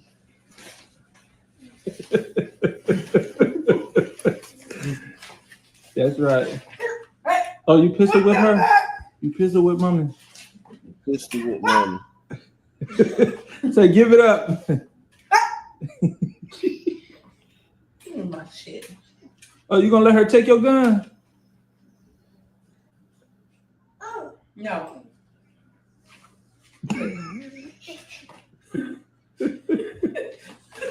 She's hilarious. What are you doing? Let me go. Hey. I go damn fucking girl. Why do she? Wow. That is wild. Another playground incident, man. What do, bitch? This black woman was at the playground, and another mother asked her to stop smoking weed, so she took offense to that. And here we go. What are you gonna do? What are you gonna do? Not good. Oh my god. Oh my gosh. I think that's good, but I'm my children. Not good. She blew the smoke in her kid's face. Not good. Oh my god. Oh my gosh. I think that's good, but I'm my children. Not good.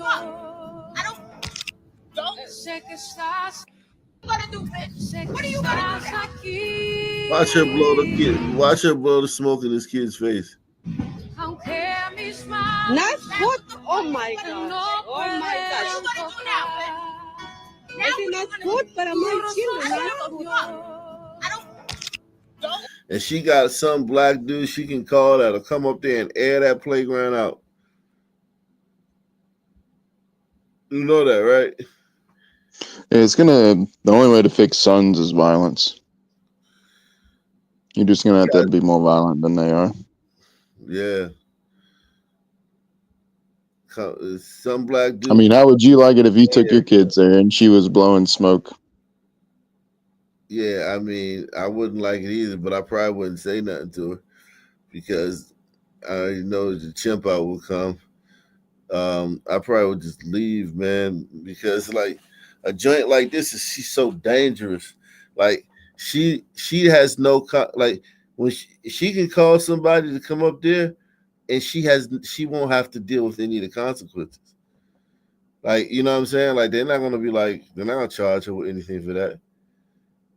That nigga gonna come down there and just throw his life away and go do like 30 years standing on his head. And this bitch is gonna go about her life. So like these bitches are dangerous, man.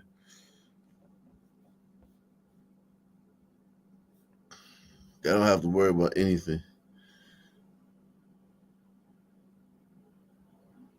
Oh yeah, this is George Floyd. Little Jew doing his part. Joy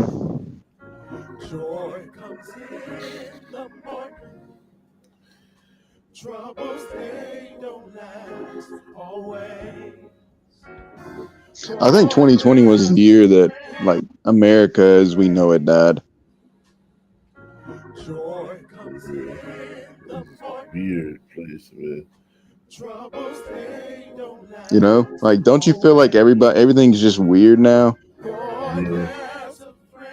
Definitely weird. This motherfucker is doing the most. He's doing the most. Like, between that and COVID and just seeing how dumb everybody is, it makes you just not believe in none of this shit anymore. Yeah, exposed. It exposed. Yeah, exposed a lot.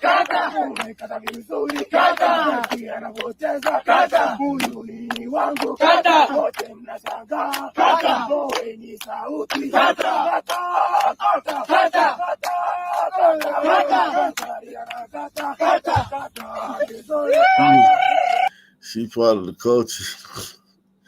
She down with the culture. Oh, jeez.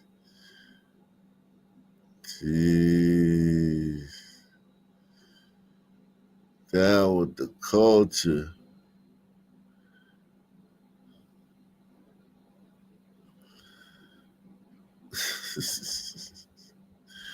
Fucking A, man.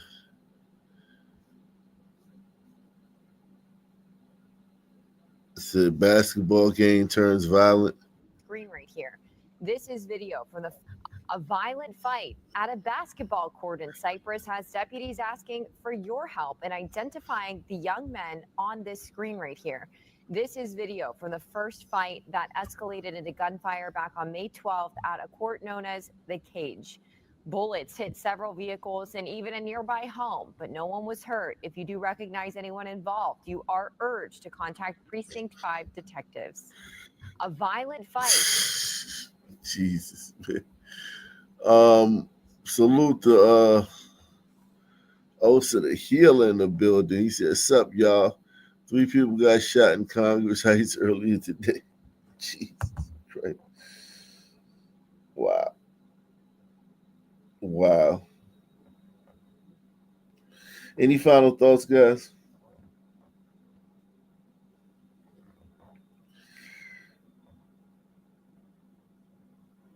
Same black time, same black channel. Out of here. Subscribe.